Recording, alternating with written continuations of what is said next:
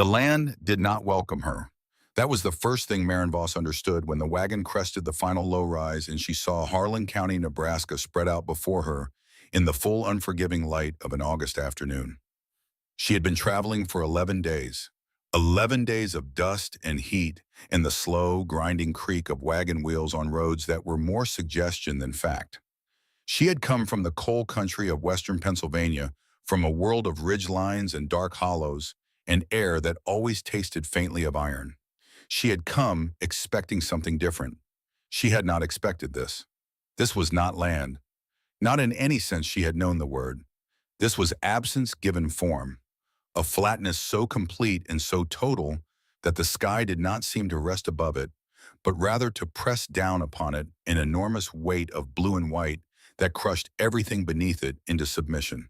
The grass was the color of old bone. The few trees that existed along the distant creek beds were twisted and small, as if they had spent their entire lives apologizing for being there. The wind moved through it all with a low, continuous moan, not a sound so much as a presence, a thing that inhabited the air the way cold inhabits stone. Maren Voss sat on the wagon bench and looked at all of it and did not flinch. She was 38 years old, and she had already survived things that would have broken most men twice her size. She had survived the anthracite coal camps of Pennsylvania, where the company owned the houses and the store, and the church and most of the men's souls along with them. She had survived the death of her father, Conrad Mueller, who had given her everything he knew about the earth and what lives inside it. She had survived the slow, creeping grief of watching her husband Aldrich change after the accident in the Clearfield shaft, the way a man changes when he has been buried alive, even briefly, when the darkness has gotten inside him and taken up residence. She had survived Aldrich's death, when the roof of that same shaft finally came down for good, taking him and 4 other men into a darkness that did not give them back. She had survived all of that. She could survive this. Beside her on the bench, her son Cale sat with his hands folded in his lap, holding in those small hands the only thing that mattered to him now. A carved wooden boat no longer than his forearm, made from a single piece of Pennsylvania white oak. Aldrich had made it over the course of 3 winters, working in the evenings by firelight, his broad hands surprisingly delicate with the small chisel. He had given it to Cale on the boy's 5th birthday 2 years before he died. Cale had not put it down since the funeral. The boy was 7 years old and he had not spoken more than a handful of words in 4 months. Not since the men from the mine came to the door with their hats in their hands and their eyes on the floor.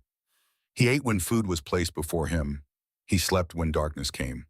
He followed his mother through the necessary motions of each day with the quiet, careful obedience of a child who has learned that the world is not safe and that loud things attract its attention. He did not cry. He had cried at the funeral, and then he had stopped as if he had made a private decision about it and was now honoring that decision with characteristic Voss stubbornness. Maren looked at him now, at the clean line of his jaw and the familiar set of his shoulders, so much like Aldrich's, it still sometimes stopped her breath in her chest. She looked at the wooden boat in his hands. Then she looked back at the land. "This is it," she said. Cale said nothing. He turned the boat over once in his hands, examining the keel the way he always did, running his thumb along the smooth wood. Then he looked out at the grass and the sky in the impossible distance, and something moved across his face that she could not quite read. She snapped the reins, and the horse, a thick-chested gray she had named Brecht, leaned into the traces, and the wagon rolled forward into Harlan County, Nebraska, into the late summer of 1887, into the rest of their lives. The town of Caldwell's Crossing was less a town than an agreement, a general store, a livery, a small white church with a bell that had cracked on its first winter and now produced a sound like a dropped pot when it rang.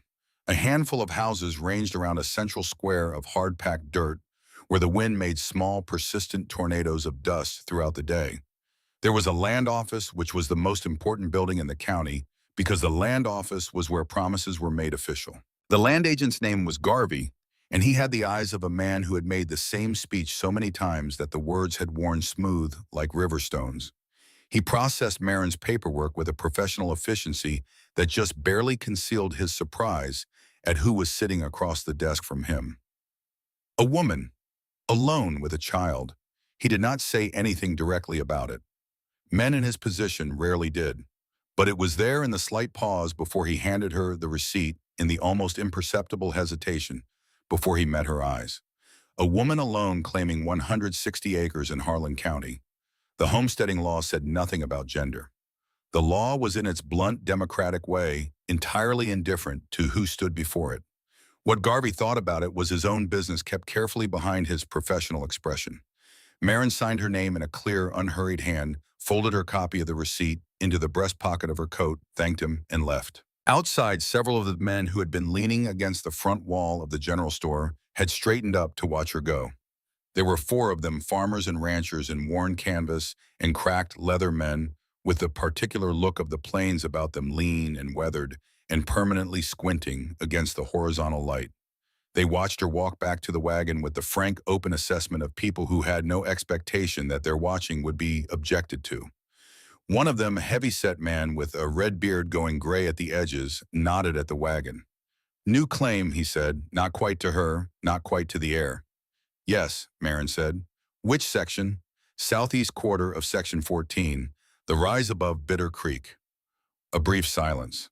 The men looked at each other with something she would come to recognize over the following weeks, a form of communication that required no words, an entire vocabulary conducted in the slight adjustments of jaw and eyebrow. "That's hard ground up there," the red-bearded man said. "Not much to recommend it." "There's a rise," Marin said.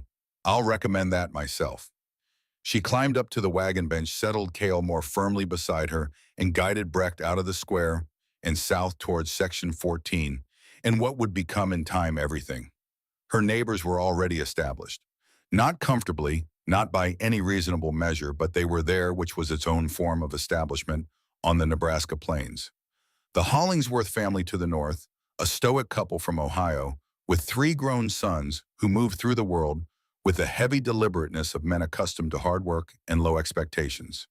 The Beckford brothers to the west, a pair of bachelor farmers from Kentucky who had divided their claim down the middle with a surveyor's precision and proceeded to farm their respective halves in a competitive silence that impressed everyone who witnessed it. And to the east, on the finest piece of ground in the immediate area, the Grant family. Aldous Grant had been in Harlan County for 4 years, which made him, by the compressed standards of a young settlement, practically a founder.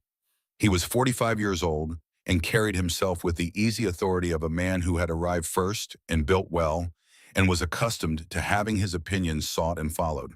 His house was a sod construction of genuine quality, thick walls squared with carpenter's precision, a proper shingled roof on timber-framing glass windows that caught the light in the mornings and threw it back golden and generous across the surrounding grass. He had a barn, a root cellar, a chicken coop, and a smokehouse. He had a well that did not run dry in August. In Harlan County in 1887, this amounted to something close to wealth. He came to introduce himself the day after Marin arrived, riding a good quarter horse and carrying himself in the saddle the way a man does when he is conscious of being watched and wants to be seen as the kind of man who sits a horse well. His wife Harriet rode beside him on a smaller bay, sitting straight and quiet and observing everything with dark, careful eyes. The introduction was warm in the way that such things are warm on the frontier, which is to say that it was practical rather than affectionate. Grant shook Marin's hand once firmly, released it, and looked around at the bare square of ground she had chosen for her camp with an expression that was very nearly approval. "You've picked a workable spot," he said. "Ground's level enough here for a foundation.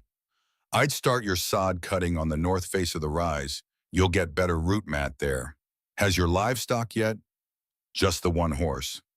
"You'll want oxen for the breaking work. I can spare you a team for a week once my boys are finished with the second field."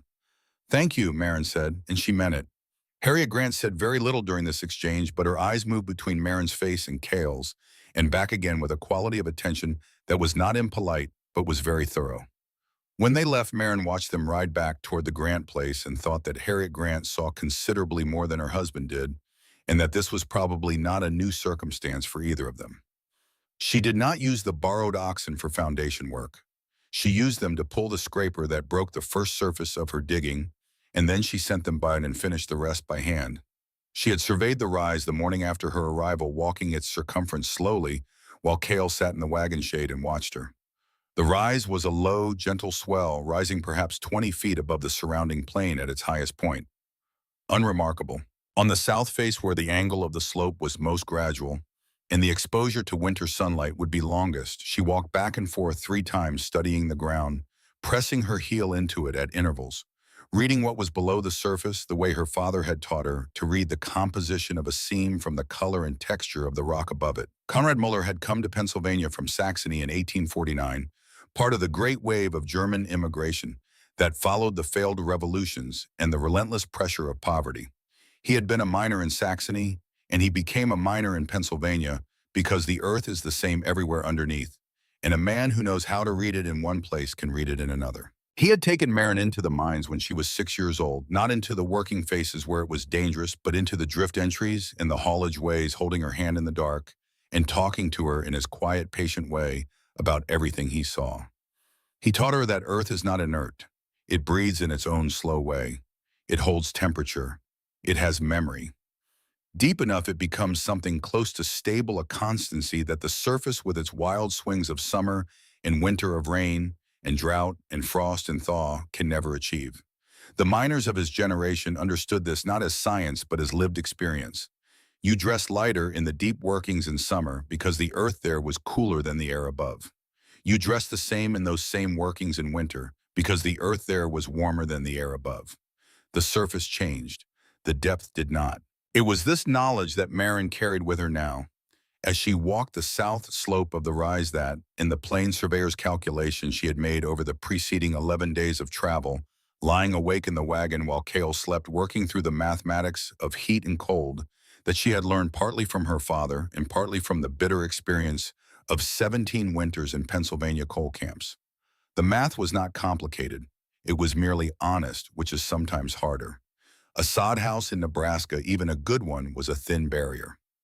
2 feet of earth between you and the outside air, which sounded substantial until you understood that dampness could have its effectiveness and that the wind did not care about the thickness of your walls, only the gaps between them. Her neighbors would spend this winter burning hay and dried dung in quantities that frightened her when she thought about them burning it fast against a cold that would press in from every direction at once.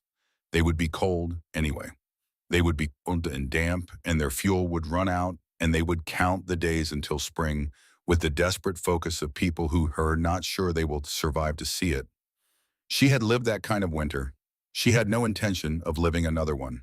She chose her spot on the south slope, and she drove her first stake into the ground on the first Tuesday of September, 1887.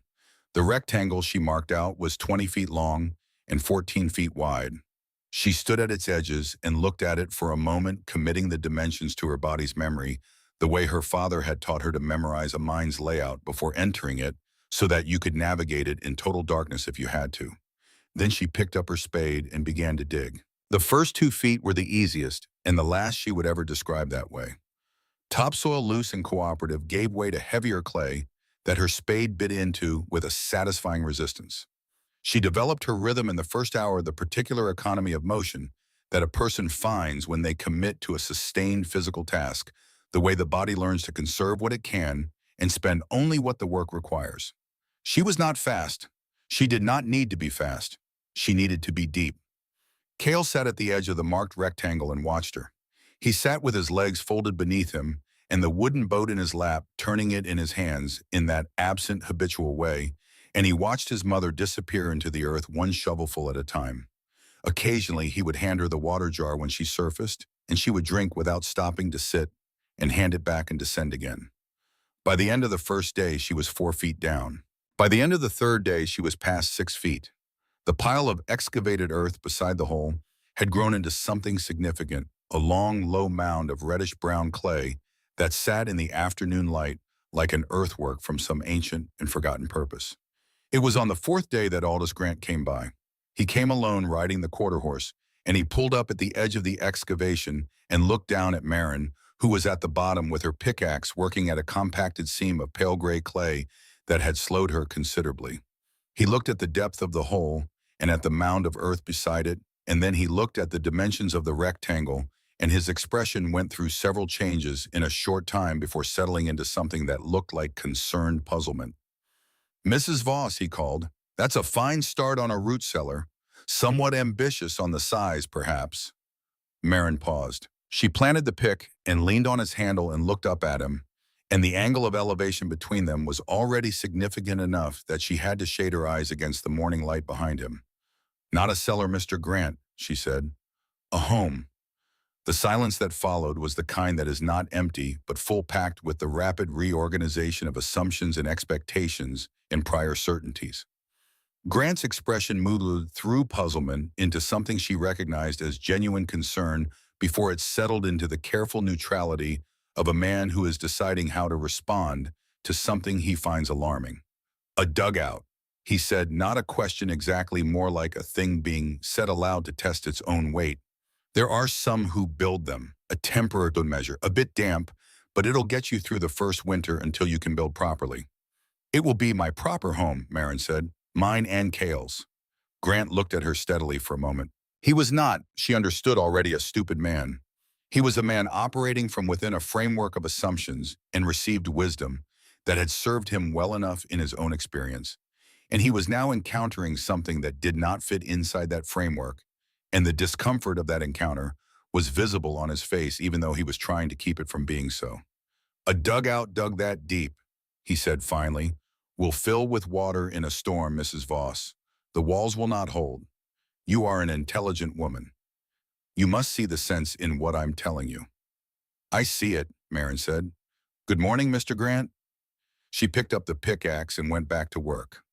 After a moment, she had heard the horse's hooves moving away across the grass, and she was alone again with the clay and the pick and the steady, necessary rhythm of descent. She went past 8 feet. By this point, the talk in the scattered community had progressed through its various stages with the predictable efficiency of talk in small, isolated places where there is not much else to do in the evenings. First, there had been curiosity, which was a reasonable response to the sight of a woman digging a very large and very deep hole in the side of a hill. Then there had been concern, which was also reasonable and was in some cases even genuine. Then there had come the thing that is not quite mockery and not quite pity, but lives in the uncomfortable territory between them, which is what people who are afraid of being wrong call common sense. Marin's Pit, they called it. She heard it when she came into Caldwell's Crossing for supplies, heard the slight pause in the conversation when she entered the general store, and the slightly different quality of the voices that greeted her, the way a community sounds when it has been talking about you and is adjusting its register now that you are present. She noted it and filed it away and bought her flour and her salt and her lamp oil and went back to the rise and descended. She went past 10 feet. The pile of excavated earth was now substantial enough that it had become a landmark of sorts visible from a quarter-mile away across the flat ground.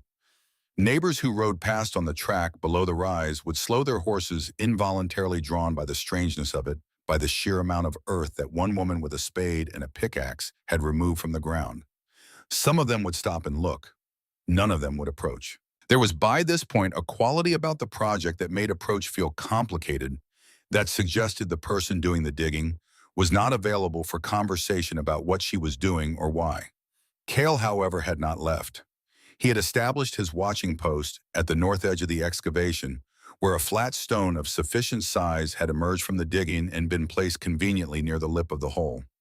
He sat on it most of each day, the boat in his lap, and watched his mother work. He had taken on the responsibilities of the camp with a competence that surprised her the first time she noticed it, gathering wood for the cook fire each evening, checking the horses' water, laying out their blankets in the wagon with a neatness that was more careful than anything she had taught him. He was paying attention to everything. He simply was not talking about it. She did not push him. She understood something about silence that most adults forget. She understood that silence is not always the absence of something. Sometimes it is the presence of something that has not yet found its language. It was on the 12th day of digging that Aldous Grant came back. This time he did not stay on the horse. He dismounted and walked to the edge of the excavation and stood looking down at her, and this time there was nothing of the proprietorial neighbor or the concerned community leader in his face. He had the look of a man who has made a decision and is not entirely comfortable with having made it, but is committed to it nonetheless. Marin was at the bottom 12 feet down, squaring the southeast corner with a methodical precision. The walls were sheer and straight, their surfaces showing the clear striations of the different soils. She had passed through the dark topsoil, the red clay, the pale gray compacted earth of the lower depths. From the bottom of the hole, the sky was a rectangle of blue above her, the same shape as her foundation, framing Grant's figure on the edge with a composition that seemed almost deliberate. "Mrs. Voss," he said, "I have to be direct with you." "You have been nothing but direct, Mr. Grant," she said. "I appreciate the consistency." A brief tightening around his eyes that was not quite a smile. "This project," he said, and the word project had a particular weight in his mouth, as if he had chosen it carefully as a substitute for other words he had considered and rejected, "has become a matter of concern to more than just myself.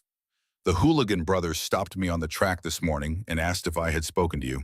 The Hollingsworths were at the church meeting last week expressing their worry." Marin straightened from the corner and looked up at him.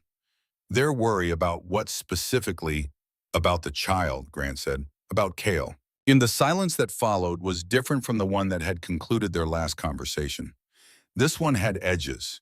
This one was the kind of silence that happens when a person receives information that requires immediate internal reorganization before they can respond to it without saying something they cannot take back. "Cale is well," she said.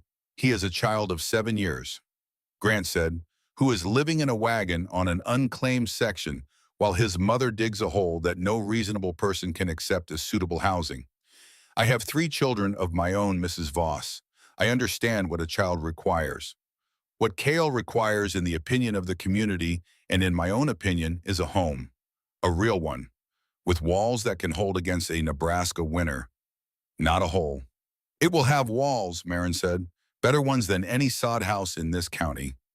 "That is not something any of us can verify by looking at a 12-foot hole in the ground," Grant said. And then he reached into the breast pocket of his coat and took out a folded paper and held it so she could see it from below. "I have prepared an application to the county board," he said. "It is a petition regarding the fitness of your current arrangement for a child of Cale's age. I have not yet filed it. I am here as a courtesy to tell you that it exists, and to tell you that if you choose to continue this course, I will file it. And if I file it, the board will act on it. And if the board acts on it, Cale will be placed with my family for the duration of the winter until such time as you have provided him with adequate housing." He spoke this without drama and without malice, which made it more frightening than either would have. It was the voice of a man who believed he was doing the right thing and had the standing and the connections to do it. He was not threatening her. In his own mind, Marin understood he was not even opposing her. He was protecting a child. That was the most dangerous kind of opposition, is the kind that is motivated by genuine belief. The paper went back into his coat pocket. Grant mounted his horse with practiced ease, settled his hat, and looked down at her one last time. "Think carefully, Mrs. Voss," he said, and then he rode away. She did not go back to work that afternoon. She sent Cale to check on Breck's water and to gather the evening wood, giving him the purposeful task because she needed him occupied and away from her face for a little while. Then she climbed down into the hole alone. She stood at the bottom of it in the silence which was different from the silence at the surface. 12 feet of earth on all sides absorbed the prairie wind to a distant, indistinct murmur. The light that reached her was indirect, reflected from the walls of the hole itself, and it gave everything a quality of removal from the world above, as if the world above were a painting and she were standing in the real place. The walls of the excavation surrounded her. She placed both hands flat against the east wall and stood very still. The earth was cool under her palms, but it was not cold. It was the particular coolness of a thing that has never been exposed to the full force of the sun and has never been fully exposed to the full force of winter either. It was the coolness of constancy of something that does not move toward extremes because it is too deep and too massive to be moved by the surface's dramas. She felt it in her palms, and she remembered. She was 9 years old, and her father was holding her hands in the darkness of the clear field. Number 2 drift holding them flat against the wall of the entry, the way she was holding her own hands against this Nebraska wall now. The darkness was complete and total, the kind of darkness that seems to have texture, and Conrad Muller's voice was quiet and patient, and it seemed to come from everywhere at once. "Feel that," he said. She felt it, the cool, certain solidity of it, the absence of what the surface had, the temperature swings and wind changes and the thousand agitations of the open air. "What temperature do you think?" he asked, She was 9 years old and she said she thought it felt like the root cellar in October. He said she was correct approximately. He said it was about 55 degrees and that it was 55 degrees in here in August and it was 55 degrees in here in January and that this was the great secret that the earth keeps. The surface burns and freezes. The depth holds steady. The depth remembers what the surface forgets. He explained it to her in the language of a Saxon miner, not in the language of physics, which he did not know, but the principle was the same. Below the frost line, he said the earth becomes a different thing than the surface soil. It becomes a keeper. It takes the heat of the summer and the heat of the earth's own interior, and it holds them without spending them the way a very careful man holds his money, not clutching it from fear, but keeping it with the understanding that it has value that lasts. A man could live down here, she had said, the way a 9-year-old says such things half wonder and half practical observation. Men have, her father said, in every age and on every continent, men have always known that the earth will shelter you if you ask it properly. We have simply forgotten how to ask. The darkness held them for a moment. Then he struck a match, and they walked back out into the Pennsylvania afternoon. Standing now in this Nebraska hole with her palms against the east wall, Maren felt the temperature of the earth as clearly as she had felt it that day in the drift. 55 degrees, perhaps a degree or two above, given the warmth of the summer that had just passed, the stored heat of a long season of sunshine soaking down through 12 feet of soil. But 55 degrees was what it would hold at its stable core. 55 degrees through October and November and December and January, and the brutal killing stretch of a Nebraska February. She thought about the paper in Aldous Grant's breast pocket. She thought about Cale out there in the evening light, checking the horse's water with his serious, methodical 7-year-old care. She thought about the conversation with her father in the drift, the complete and total darkness, the hands on the wall, the patient voice. She thought the community can see what they can see. They can see the hole and the mound of earth and the wagon and the woman who is doing something they have never seen done and have therefore decided is wrong. They cannot see what she knows. They cannot feel what she feels under her palms right now. They are operating from the surface, and from the surface, this looks like madness. But she is not on the surface.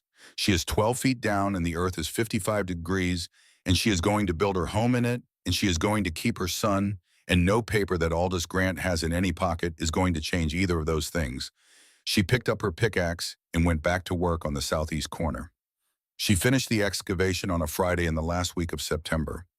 The hole was exactly 12 feet deep at its shallowest point, 14 feet wide, 20 feet long. The walls were sheer and true plumb lined by her eye, and checked with a weighted string she had carried from Pennsylvania because her father had carried one in every mine, and because she had understood from childhood that the true vertical is one of the few things in this world that does not change and should therefore be honored. She spent the following 3 days plastering. She had spent 2 weeks in preparation, mixing the plaster in a long trough she had dug beside the excavation, combining the pale clay from the lower levels of the hole with water and the dry grass that the surrounding prairie offered in unlimited abundance. She mixed it to the consistency her father had taught her, the point at which it holds its shape when pressed but does not crack when it dries. In the Clearfield mines, she had seen this technique used on shaft walls to control seepage and prevent collapse, had seen it applied with long-handled trowels by men who worked with an unhurried competence, born of understanding what they were doing and why. She applied it to the walls of her excavation in long, smooth strokes, working from the top down so that any drips would be smoothed over by the next pass. Cale handed her the tools she asked for, passed the mixing bucket up when she needed it, held the lamp when the angle required her to work in her own shadow. He did all of this in silence, but it was a working silence, a companion silence, entirely different from the sealed and distant quiet of his grief. When it dried, it was hard as fired brick and smooth as plaster, a surface of pale gray that caught the reflected light of the south-facing opening and threw it back warm and steady into the interior. She ran her hand along it when it was done and felt a satisfaction that went beyond the merely practical. This was not just a wall. This was a sealed container. This was the preservation of the earth's own steadiness. For the roof, she had traded the use of the excavated earth, all of it, to the Hollingsworths, who needed fill dirt for a low section of their kitchen garden that flooded in heavy rain. In exchange, old Hollingsworth and his two sons had helped her drag the cottonwood beams from the creek bed a mile to the east, four of them each one a day's work hauled on skids behind Brecht, while Marin walked at the horse's head, encouraging him, and the Hollingsworth boys pulled on ropes tied to the load. These beams she laid across the span of the excavation at 2-foot intervals, lashing them to stakes she had driven into the walls at the top, creating a framework that was not beautiful but was rigid and would hold. Across the beams, she layered willow branches, then a thickness of the prairie grass bundled and woven into mats. Then the sod itself, the heavy root-matted bricks that had been cut from the surrounding surface and laid grass-side down in two overlapping courses like the scales of some enormous and patient animal. When it was done, the roof was 18 inches thick at its edge and 2 feet thick at the center, a mass of living earth that would carry the weight of the full Nebraska winter on its back without complaint. She cut the south-facing window last. It was small and set deep, framed with the straightest willow branches she could find, oriented at the precise angle she had calculated to capture the low winter sun in its December and January arc. The winter sun in Nebraska hangs close to the horizon in the south, lower than most people think, and if you know where to aim your window, you can catch it like water in a cupped hand and pour it directly onto the floor of your home. This was not mysticism, it was geometry. Her father had known it, and she had worked it out in the wagon during those 11 nights of travel, lying awake with the calculations running behind her eyes. The door she hung on a frame made from the straightest cottonwood pieces she had, a heavy door she had bought in Caldwell's Crossing, and modified with an additional frame of fitted sod around its edges to prevent the cold air from finding the gap between wood and earth. She fitted it with a wooden bar on the inside heavy enough to hold against wind and heavy enough to provide what she did not allow herself to think of directly as safety, but which she thought of obliquely as the ability to be at peace inside. 2 steps led down from the door, level to the floor of the main room, earthen steps with edges kept sharp by the clay plaster she had run over them. These 2 steps were the distance between the surface world and the interior world, between the wind and the stillness, between the cold that was coming and the warmth that was already quietly present. She stood at the bottom of the steps on the day it was finished, in the first week of October, and looked at what she had made. The interior was not bright. It received its light from the south window and from the small glass panes she had fitted into the doorframe, and in the late afternoon that light was amber and slanted and made long rectangles on the hard-packed floor. The 2 rooms she had created, with a partial wall of clay-mortared stone, were small but proportional, the main room with the cast-iron stove at its center. The sleeping room beyond the partition wall, where she had built 2 low sleeping platforms from cottonwood plank, one for her and one for Cale. The floor was hard-packed earth, covered with the 2 canvas tarps she had brought from Pennsylvania. Against the east wall, she had built shelves from willow branch and board for the food stores. Against the west wall, a work table. The stove, small and efficient, sat with its pipe rising straight through the packed sod of the roof. The air inside was still, completely still. The wind outside moved across the grass and across the mound of the roof and away again, and inside there was nothing, no draft, no sense of the open air pressing inward. The temperature was 54 degrees. She had hung a thermometer on the north wall 2 days earlier and checked it morning and evening. 54 in the morning, 55 in the afternoon, when the sun through the window had warmed the floor and the back wall, and they had slowly given that warmth back to the air. They had not lit the stove yet. Cale came down the 2 steps behind her and stood in the main room and turned slowly in a circle, looking at all of it.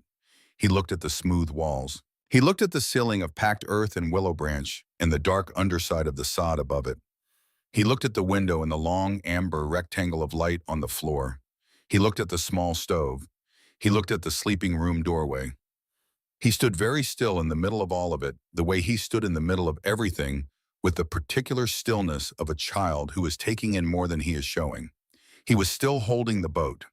He had not let go of it all day. He walked to the south window and stood in the amber light and looked at the deep-set sill, the thick frame of cottonwood and clay. He set the boat on the sill. He adjusted it with 2 small, precise movements of his fingers, the same movements his father had used when he set it down somewhere, the instinctive check of the keel, the confirmation that it was sitting level and right. Then he stepped back and looked at it. Sitting there on the windowsill in the afternoon light, the carved grain of the oak warm in that amber glow, and the light from the window fell across the boat's hull and made it look as if it were moving on water. Marin watched him. She did not move. She did not speak. She understood that something was happening in her son that needed the dignity of silence around it. Cale looked at the boat for a long moment. Then he looked at his mother. His face was serious and still in the way that his face was always serious and still, but there was something beneath the surface of it that she recognized in the way that a mother recognizes things that have no name. "It's a good place," he said. His voice was rough from disuse, slightly too large for the words, as if his vocal cords had continued to grow during the months that he had not been using them and now had more capacity than the simple sentence required. "It's a good place," Marin agreed. They stood for a moment in the still warmth of the earthen room. 55 degrees surrounding them completely, the surface world, carrying on its business of wind and cooling sky outside above them, reduced to a low and distant murmur by 12 feet of solid Nebraska earth. Cale looked back at the boat one more time. Then he turned and began very carefully to unpack the sleeping room. October moved into November with the slow, almost gracious progress of a plains autumn. The mornings grew sharp, and then sharp gave way to cold, and cold gave way to something more committed that arrived in the second week of November and stayed. The grass went gray and dry. The sky took on the particular white density of a sky that is thinking about snow. The wind changed registers from its summer and autumn registers from the constant low moan that Marin had come to consider the landscape's ordinary voice into something with more intention in it, something that pushed rather than merely moved. In Thomas Miller's house, which was what the community still called the original sod structure at the center of the settlement, even though Miller had been gone for 2 years, and the Hollingsworth family now used it for storage, the temperature had already dropped to the point where breath was visible. The living sod houses fared better, but not by as much as their builders wished. The Beckford brothers burned their first hay bale on November 3rd and kept the fire going through the night for the first time. The Hollingsworths began wearing their coats indoors. At Aldous Grant's house, which was the best insulated structure in the community, the cast iron stove in the main room ran 6 hours a day, and the fuel stack in the lean-to shed was something Grant measured with his eye each morning with the particular expression of a man doing long division about something that matters. Marin did not light the stove on November 3rd. She did not light it on the 10th. She lit it for the first time on the 15th of November, on a morning when the temperature outside had dropped to 12 degrees Fahrenheit and a skim of ice had formed on the surface of the water bucket she kept inside the door. She took 3 twists of hay the size of her fist each and placed them in the firebox and lit them. The stove was small and efficient, designed for a space that was already warm rather than for a space that was starting from cold. The hay caught and burned, and the iron heated. Within 40 minutes, the thermometer on the north wall read 68 degrees. She sat at the work table and looked at the thermometer and then looked at the 3 remaining twists of hay she had laid on the table beside the stove. She was thinking about the fuel stack at the Grant place. She was thinking about the Beckford brothers burning through their first bale on November 3rd. She was thinking about the mathematics of heat and cold that she had learned in the coal camps of Pennsylvania, the way a family burns through its winter fuel when it is fighting the full differential of the Nebraska cold, when the inside temperature is 40 degrees and the outside temperature is 10 below, and the difference between them is the engine that drives heat out through every crack and thin spot and imperfect joint in your walls. She was thinking about what it would mean to spend this winter nudging rather than fighting, to start from 55 degrees instead of from the outside air, to need to close a 10-degree gap instead of a 70-degree one. She put the remaining hay back in the storage bin. Outside, Cale was playing. She could hear him through the thick earth of the roof and the walls, faintly his boots on the frozen surface, a sound like something tapping very far away. He had started playing outside again in October, in the days after they had moved into the dugout. He had started building things from sticks and stones in the flat area beside the door, elaborate constructions that she did not ask about because she understood they did not require her commentary, only her awareness. He had started talking in the evenings, tentative at first, and then with increasing fluency, asking questions about the construction of the house, about how the window worked, about what her father had looked like, about when it would snow. 2 nights ago, for the first time since Pennsylvania, he had hummed himself to sleep. It was a melody she recognized from the first bars and then had to look away to compose herself. It was a melody Aldrich had hummed in the evenings when he carved a folk song from the Muller family that Conrad had taught Aldrich and Aldrich had carried forward, and now the 7-year-old boy in the sleeping room was carrying it, further still humming it into the warm, still air of a Nebraska November 12 feet below the wind. Maren Voss sat at her work table and looked at the thermometer at 68 degrees and listened to her son's boots on the frozen ground above her and thought about the paper in Aldous Grant's breast pocket. She thought about the community and what they saw when they looked at her. She thought about the winter that was coming, the real winter, the kind that separated the ones who had understood this place from the ones who only thought they had. She thought, let it come. She was 12 feet down. The earth was 55 degrees. Her son was humming above her, and the stove needed only 3 twists of hay to raise this room to comfort, and the paper in Aldous Grant's pocket was just a piece of paper, and the winter was just the surface doing what the surface always did. She opened her father's logbook, the one she had carried from Saxony to Pennsylvania to Nebraska, in the inner pocket of her coat, and she found the last page he had written, and she read it the way she read it when she needed to be reminded of something she already knew. He had written it in German in his careful slanted hand in the last year of his life, when the dust had already gotten deep into his lungs, and he could not work in the deep levels anymore, and sat instead in the drift entry with the younger men's lunches, and watched the coal come out and the men go in. He had written, "The rock does not fight you. The rock simply is. The man who fights the rock breaks himself. The man who learns the rock's language comes home every night." Maren closed the logbook. Outside, Ko was still playing. The wind moved across the surface of the world without touching them. The thermometer held at 68 degrees. The stove glowed with a small, contained, completely sufficient heat. The winter was coming. She was ready. The cold came in earnest in December, and with it came the particular silence of a community turning inward. It was a silence Maren recognized. She had heard it in the coal camps of Pennsylvania when winter settled, in the way people contracted toward their heat sources, toward their stoves and their fuel stacks, and their counted and recounted stores of everything that would keep them alive until spring. Conversation grew shorter. Visits grew rarer. The distance between homesteads, which in summer was merely distance, became in winter something closer to a moat. People stayed where their warmth was. They conserved. They calculated. They watched the fuel stacks with the careful sideways attention of people who cannot afford to know exactly how bad the numbers are. Maren watched it happen from 12 feet below the surface of it and understood what she was seeing. The Beckford brothers had been burning steadily since early November. By the first week of December, the south-facing wall of their hay storage was visibly diminished, a fact that Cale had reported to her after one of his solitary walks along the creek bed, in the matter-of-fact way that children report what they observe when no one has told them the observation is impolite. The Hollingsworth sons had made 2 trips to the woodlot east of Caldwell's Crossing, coming back each time with the wagons stacked as high as it would safely carry, and still old Hollingsworth's face in church had the look of a man running arithmetic that keeps coming up short. And at the Grant place, the finest sod house in Harlan County, the smoke from the main chimney ran thick and constant from morning to well past dark, a dark column standing straight up in the still December air on calm days and tearing sideways on the windy ones, always there, always declaring the same thing: we are burning everything we have to stay alive in here. Maren's stovepipe produced on most days a thin curl of smoke that could be mistaken at a distance for morning mist.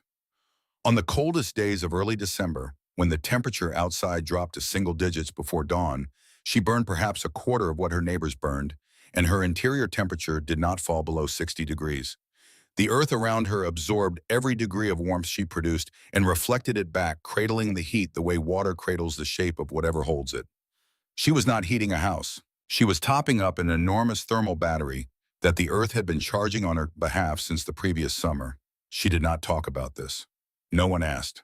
It was on a Thursday in the second week of December that Harriet Grant came.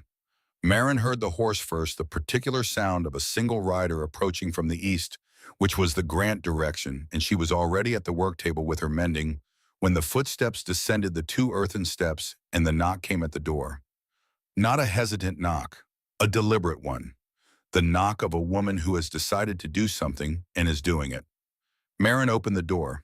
Harriet Grant stood in the doorway in her good wool coat, her dark hair pinned under a hat she had clearly put on with care, which meant she had thought about this visit before making it and had wanted to present herself appropriately, which meant something about what she was coming for. Behind her, the December sky was the color of pewter, and the wind was moving across the rise with a steady insistence that pushed a strand of Harriet's hair across her cheek as she stood there. The two women looked at each other for a moment. "Mrs. Grant," Marin said. "Mrs. Voss," Harriet said. "I should have come sooner." Marin stepped back from the doorway, and Harriet came inside, and the door swung shut behind her, and the wind was gone. Just like that, the wind was simply gone. Not muffled, not present in a quieter form. Gone the way a sound is gone when you step through a door and close it on the world that was making it. Harriet stood on the earthen floor and went still with a quality that was not surprise so much as its quieter cousin. The thing that happens when something you were told was one way turns out to be entirely another. The interior temperature was 63 degrees. Marin had lit the stove an hour earlier with 4 twists of hay and had let it burn down to embers. The walls glowed softly in the lamplight, smooth clay plaster reflecting the warmth back into the room from every direction at once.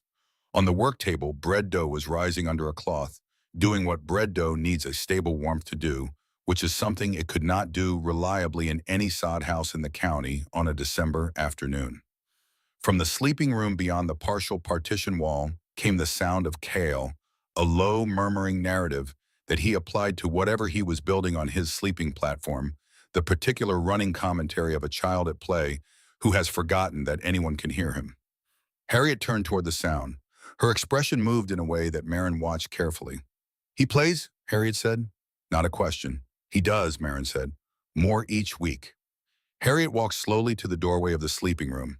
She did not enter. She stood in the doorway and looked in at Cale, who was sitting cross-legged on his sleeping platform in a flannel shirt with his sleeves pushed up past his elbows and his feet bare the wooden boat at the center of an elaborate arrangement of stones and sticks and cornhusk figures that had colonized the entire surface of the platform.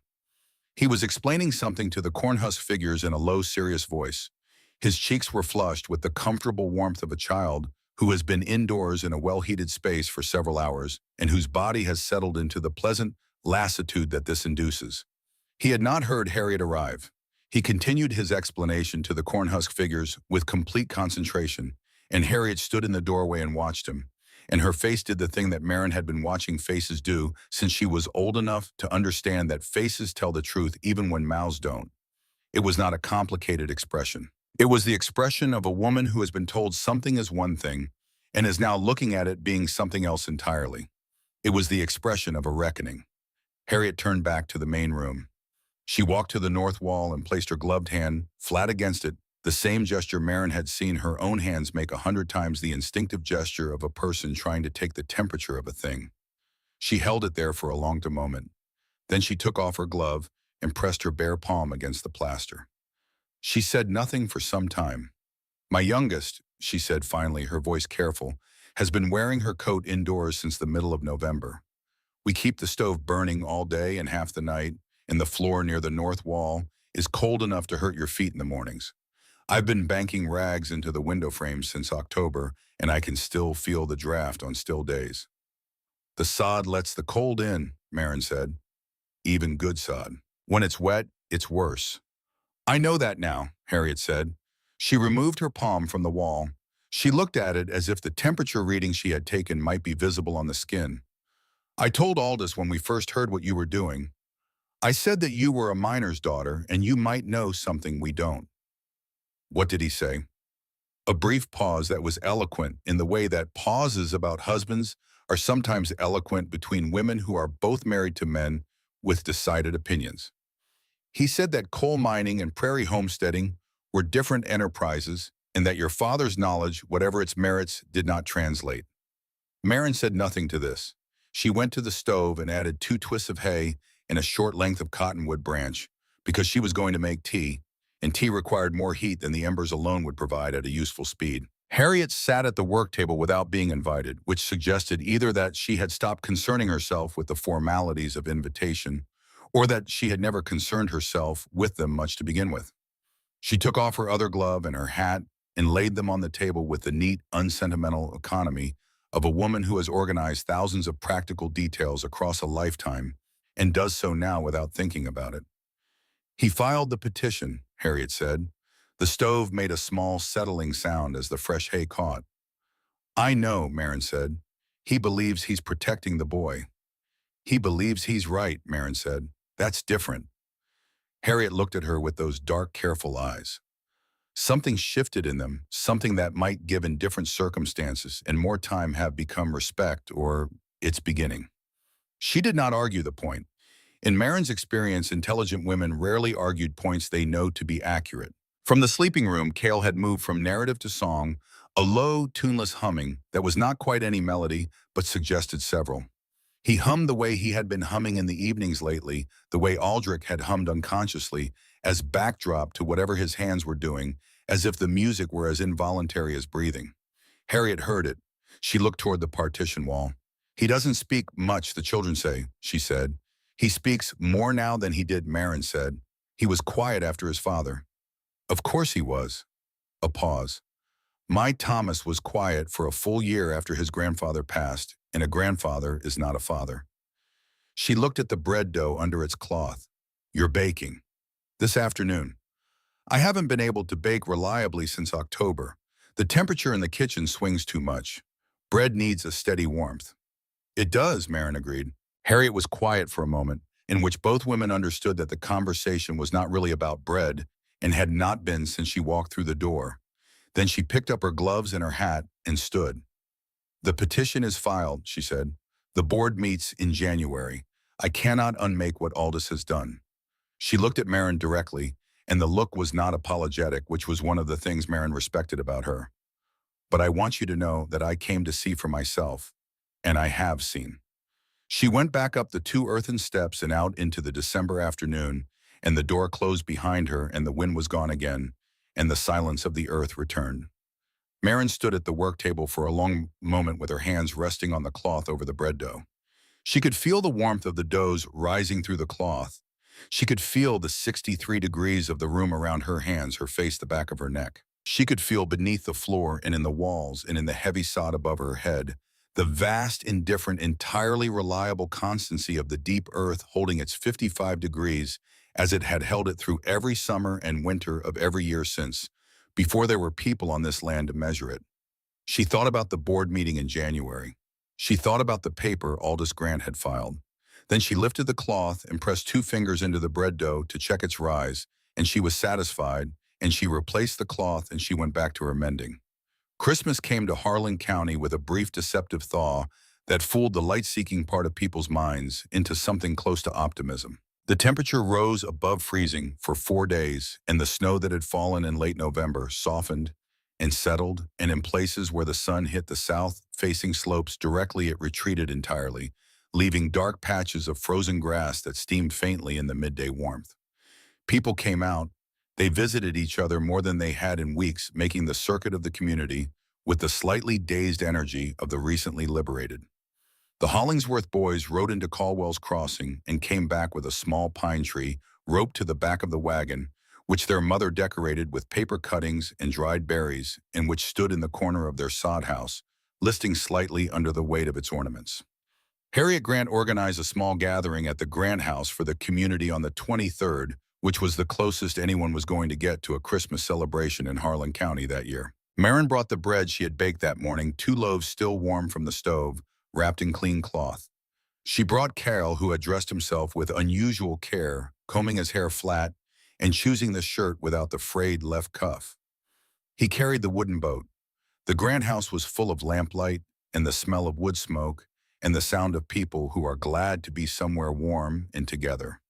There were 11 adults and 7 children crammed into the main room, and the kitchen and the noise level and the accumulated warmth of that many bodies raised the interior temperature to something close to genuine comfort, which Marin noted and understood would drop back to its usual winter marginal state within an hour of everyone leaving. Aldous Grant shook her hand with the formal correctness of a man who is being scrupulously fair in a situation where fairness costs him something. He did not mention the petition. She did not mention it either. They spoke about the weather and the thaw and the probability of a harder January, which everyone who had spent more than one winter on the plains agreed was coming, and then Marin took her bread to the kitchen table and Cale found the Hollingsworth children and disappeared with them into a corner. She watched the room. She watched the way people stood nearest the stove, and the way they moved when they drifted too far from it, the involuntary drift back to the heat source, the instinctive gradient of comfort that organized the room's social geography more efficiently than any host's arrangement could. She watched Aldous Grant's face when he thought no one was looking, the small contractions of calculation that crossed it when he glanced at the wood box beside the stove, which was already down to its last third after 4 hours of a fire built up for company. She looked at his fuel stack through the kitchen window when she went to get more water for the tea. The stack had been substantial in October. It was not substantial now. 2 months of Nebraska winter had taken its measure and found it less than it had appeared in September, when the full force of what was coming was still an abstraction. She looked at the stack for a moment, then she went back to the main room. January came in cold. Not the dramatic event-driven cold of a storm, but the steady structural cold of a plains winter that has found its rhythm and intends to keep it. The temperature dropped to 5 degrees on the 1st of January and held there for a week. The sky a hard brilliant blue above a landscape gone entirely white and silver, beautiful, in the way that things can be beautiful when they are also completely indifferent to you. Marin burned slightly more during this week, enough to keep the interior at 62 degrees through the worst of it, and she tracked the fuel stack with the care of an accountant. By her calculations, she had consumed in the entire period from mid-November to the 1st of January approximately 1/8 of what she had laid in. Her stack was nearly full. At her current rate of consumption, she could heat the dugout through May without running short. She could heat it through June if she reduced to embers at night. She did not say any of this to anyone because no one asked. What she did in January was read. She had brought 3 books from Pennsylvania in the wagon, choosing them with the careful, mournful calculation of a person who knows they cannot bring everything and is therefore choosing what they most need. One was a volume of surveying and land measurement that had belonged to her father. One was a German translation of a German engineering text about subterranean construction techniques that Conrad had acquired somewhere in his travels, and which Marin had been working through since she was 15, not because it was easy reading, but because it was true. The third was a Bible, not because Marin was particularly religious, but because the Bible contains practically everything that has ever been observed about human nature and is therefore a useful reference. She read in the evenings by lamplight while Cale slept sitting at the work table with the stove glowing at a low, steady burn beside her and the book spread open in front of her and the thermometer at 61 degrees on the north wall. Outside, the January wind moved across the surface of the plains with the particular energy of January, which is less the energy of movement than the energy of a thing that has committed entirely to a single purpose and is pursuing it without deviation. She could hear it faintly from below.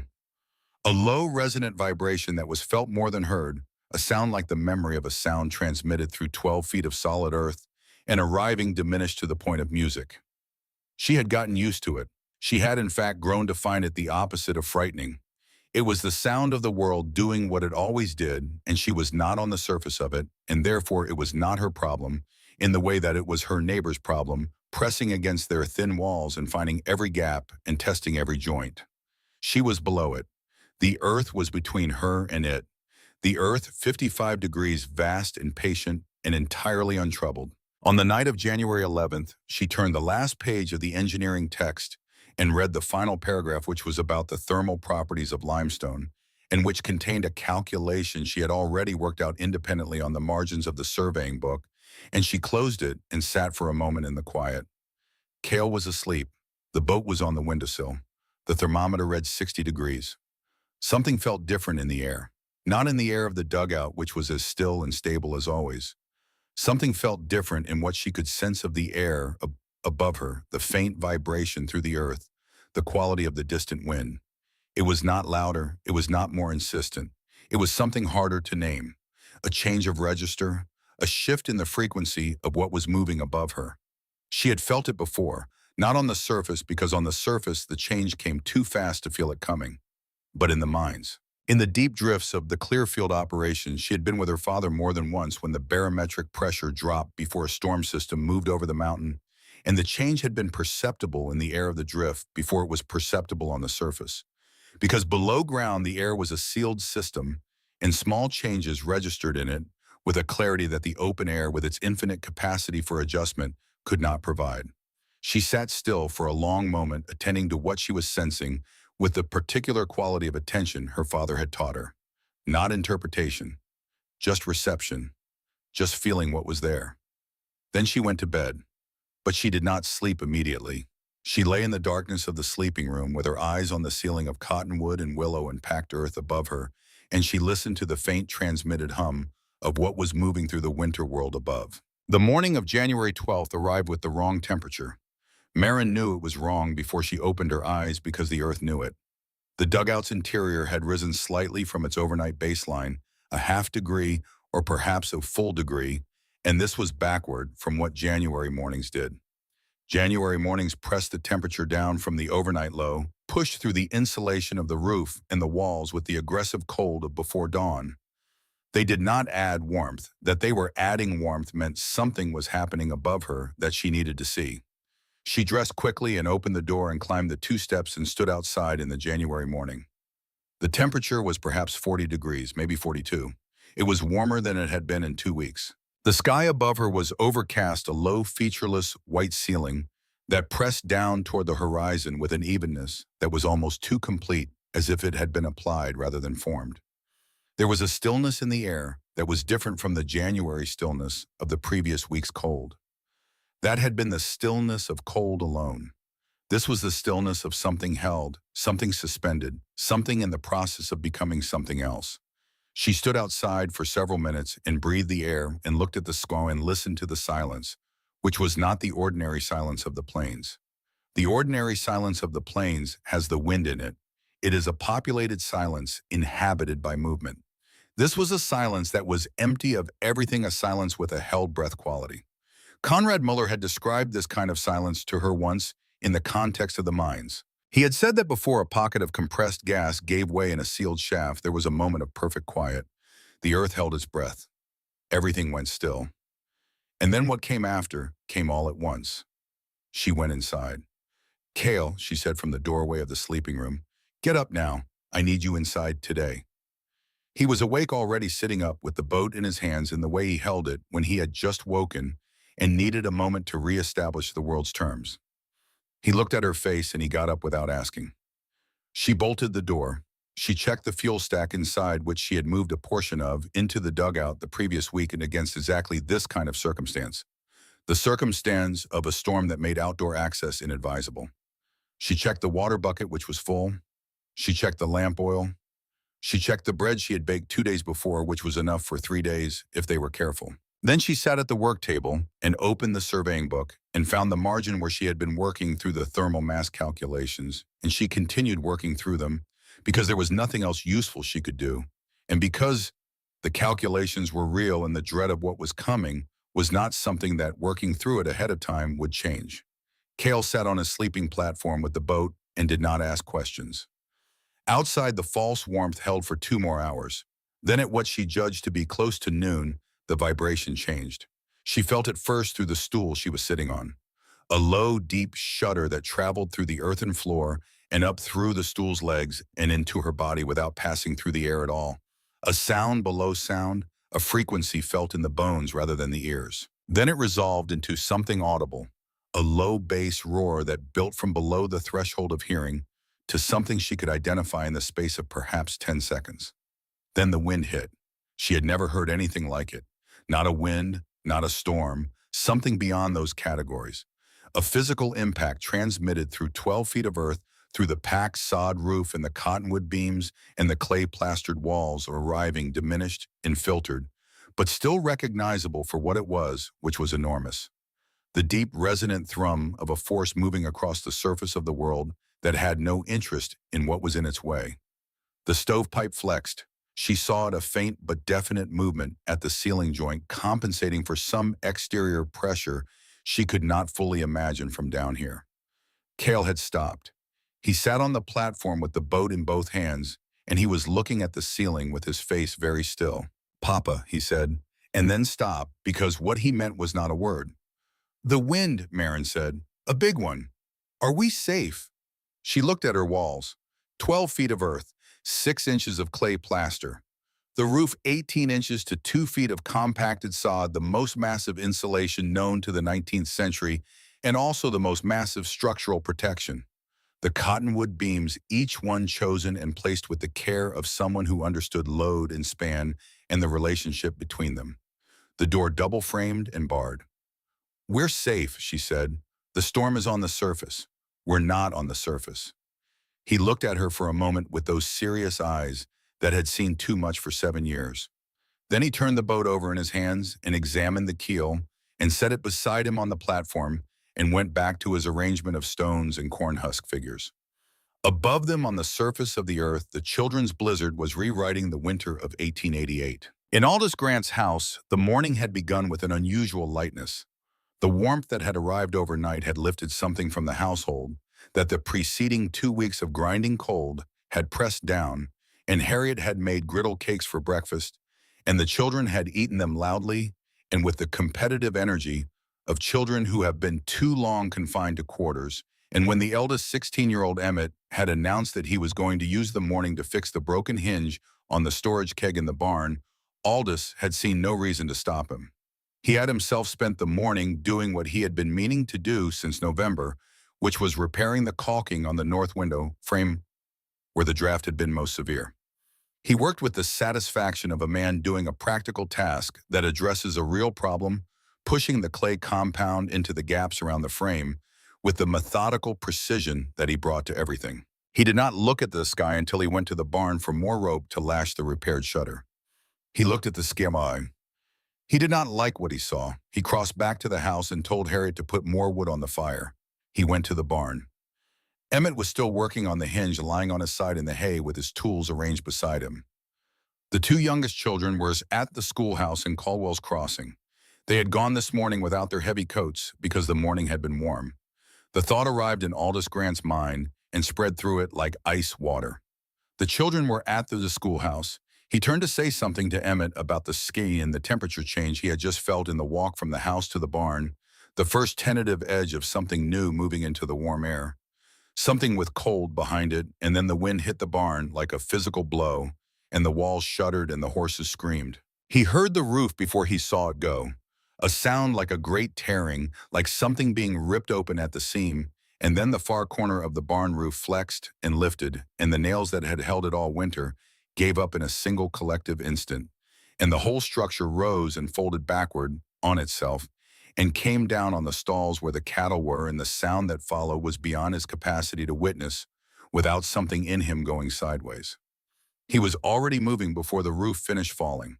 He crossed the barn floor through the case of panicked animals and splintering wood and screaming cold air, and he grabbed Emmett by the arm and pulled, and Emmett came one hand bleeding from something but upright, and they ran for the house, and the distance between the barn and the house door was 40 feet. And the wind, by the time they crossed, it was already something beyond his experience of wind. Harriet met them at the door. She had heard. She was pulling them in before they reached the threshold. The door slammed and she put her weight against it, and Aldous dropped the bar. Inside the stove was burning. Inside was warm, though the wind found the north window caulking he had just repaired, and found whatever gap remained in it and came through as a thin, bitter jet of air. Harriet pressed a rag to Emmett's bleeding hand and looked at Aldous over their son's head with eyes that asked the question she could not say in front of the boy. The children at the schoolhouse, the two youngest 9 and 11. They had walked this morning without their heavy coats because the morning had been warm. "The teacher has them," he said, and believed it was true because he needed it to be true. "Caldwell has a good solid building. The teacher is sensible. They'll shelter there." Harriet held Emmett's hand and looked at her husband and did not say anything, which was in its way saying everything. The stove burned. The wind pressed against the north wall and the east wall and found every gap it could find, and the temperature inside the house, which had been a comfortable 55 degrees at breakfast, began its slow, inexorable decline. Aldous fed the stove. He fed it more than he wanted to feed it, more than the numbers in his head said he could afford to feed it, because the gap between inside and outside was already enormous and growing, and the math of that gap demanded fuel at a rate that the numbers in his head said would be unsustainable within 48 hours. He fed it anyway because there was nothing else to do. The blizzard raged without apology.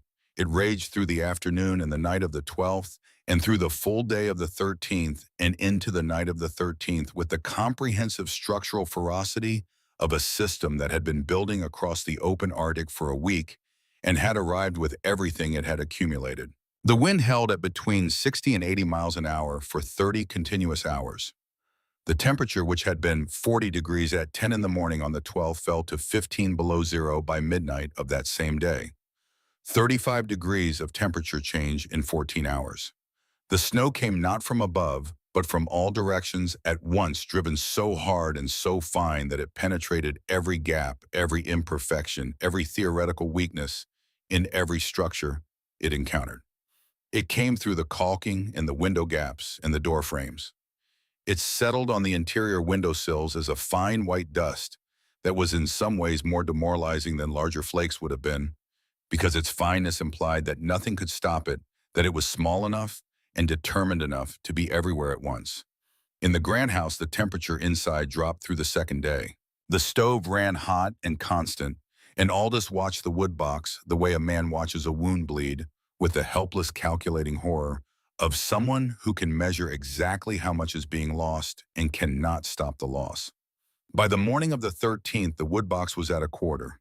By the afternoon, it was being supplemented with anything combustible that could be pulled from the walls or the furniture, a chair leg, the handle of a broken rake, the scrap lumber from the building projects of the previous summer that had been stacked in the lean-to and was now mercifully accessible from inside.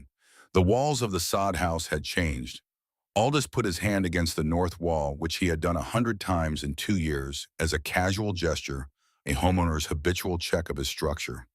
The wall was cold, not the slightly cool solid mass of good insulated sod.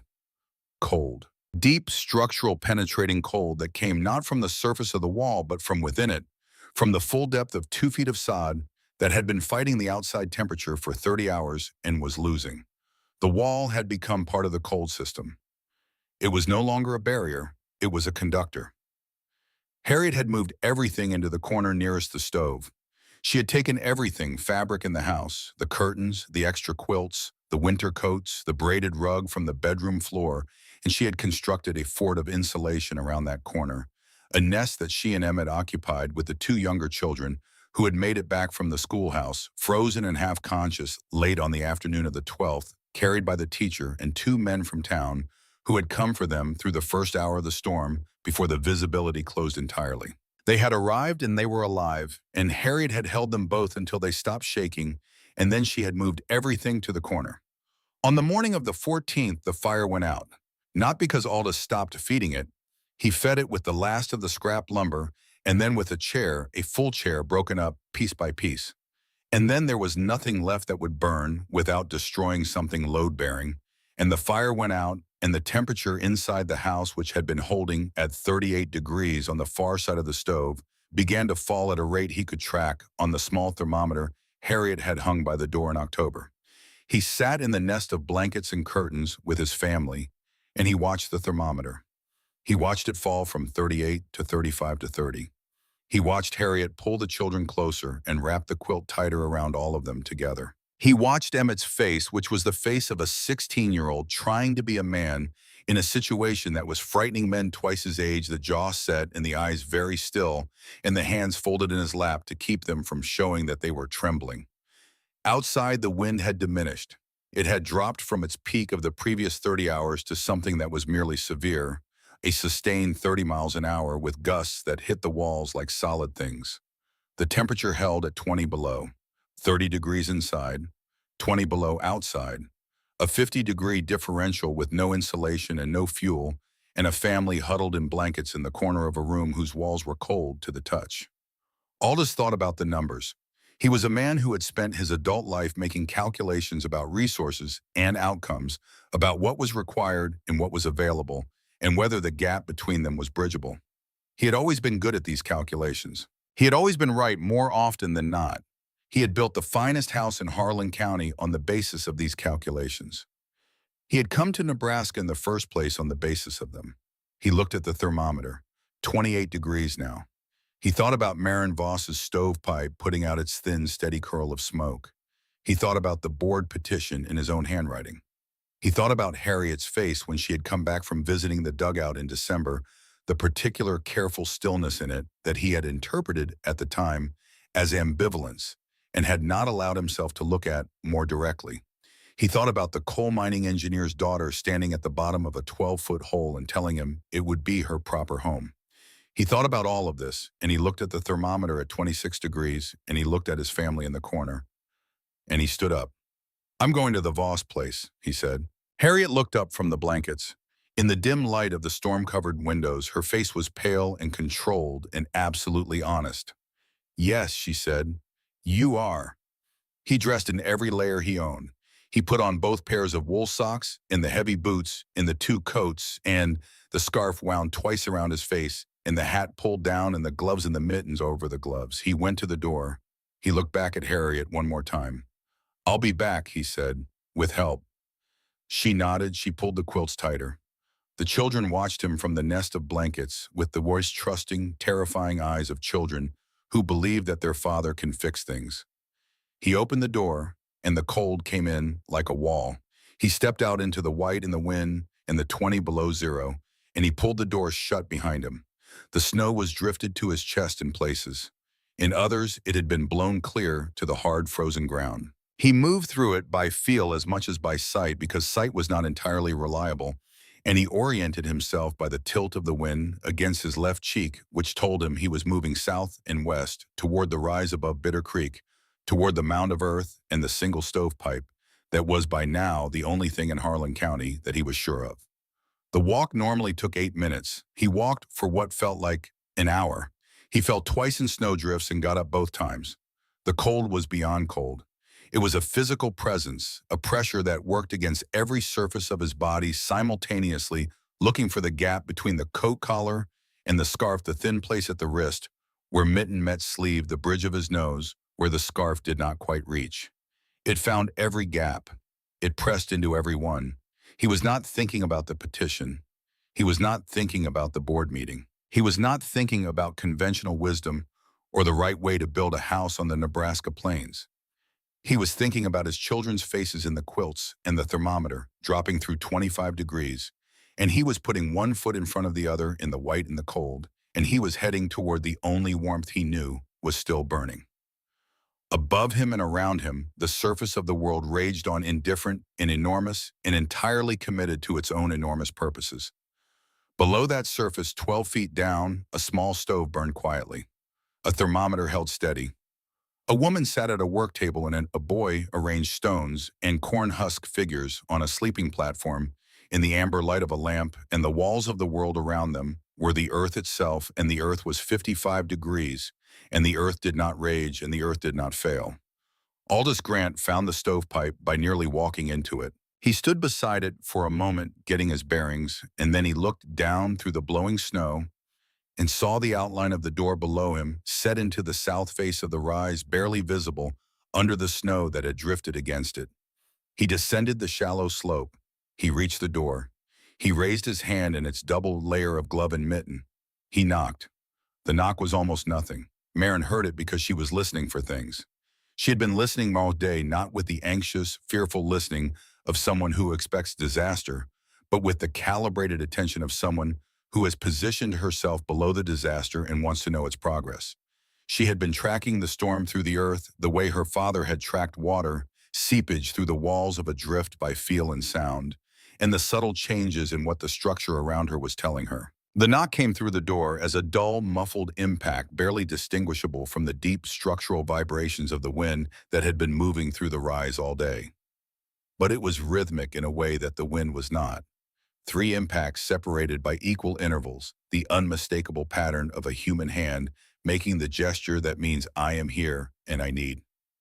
She was at the door before it came again. She did not open it immediately. She stood with her hand on the bar, and she listened through the wood of the door and the frame around it, and what she heard was breathing labored and close, the breathing of a person who has been exerting themselves in extreme cold and has reached a threshold. She heard the snow shift and compress outside as whoever was there shifted their weight. She knew who it was. She did not know with certainty, but she knew in the way that a person knows things that arrive through channels other than reason. The direction was Grant's direction. The walk from Grant's house to the rise was long enough in this storm to produce exactly the quality of exhaustion she could hear through the door. And there was something in the nature of the knock itself, three careful, measured impacts rather than the frantic pounding of panic that told her the person outside had not lost their composure, even though they had lost almost everything else. She put her hand on the bar and she paused. The petition was in a filing box in Aldous Grant's house. It bore his signature and the county recorder's stamp, and it named her son by name Cale Aldrich Voss, age 7, and it contained language about the fitness of a dwelling and the welfare of a minor child and the responsibility of a community to protect those who could not protect themselves. It was a real document with real legal weight and a real board meeting scheduled in real January to act upon it. She stood with her hand on the bar and she felt the weight of that document from across the distance of a blizzard. She thought about the board meeting. She thought about walking into that room and making her case to a panel of men who had already received Aldous Grant's version of the story and who would look at her and see a woman alone and would calculate the distance between what she was and what they expected and find it difficult to cross. She thought about Cale on his platform 3 feet away through the partition wall, arranging his stones. And then she thought about something else. She thought about her father in the darkness of the Clearfield #2 drift the year she was 12 years old, when the roof gave way in the lower working and trapped 7 men in the face for 3 days. She thought about what Conrad Mueller had done in those 3 days, which was dig. He had organized a rescue and he had gone in at the front of it and he had dug for 72 hours with intervals only when his hands stopped functioning and required rest before they would function again.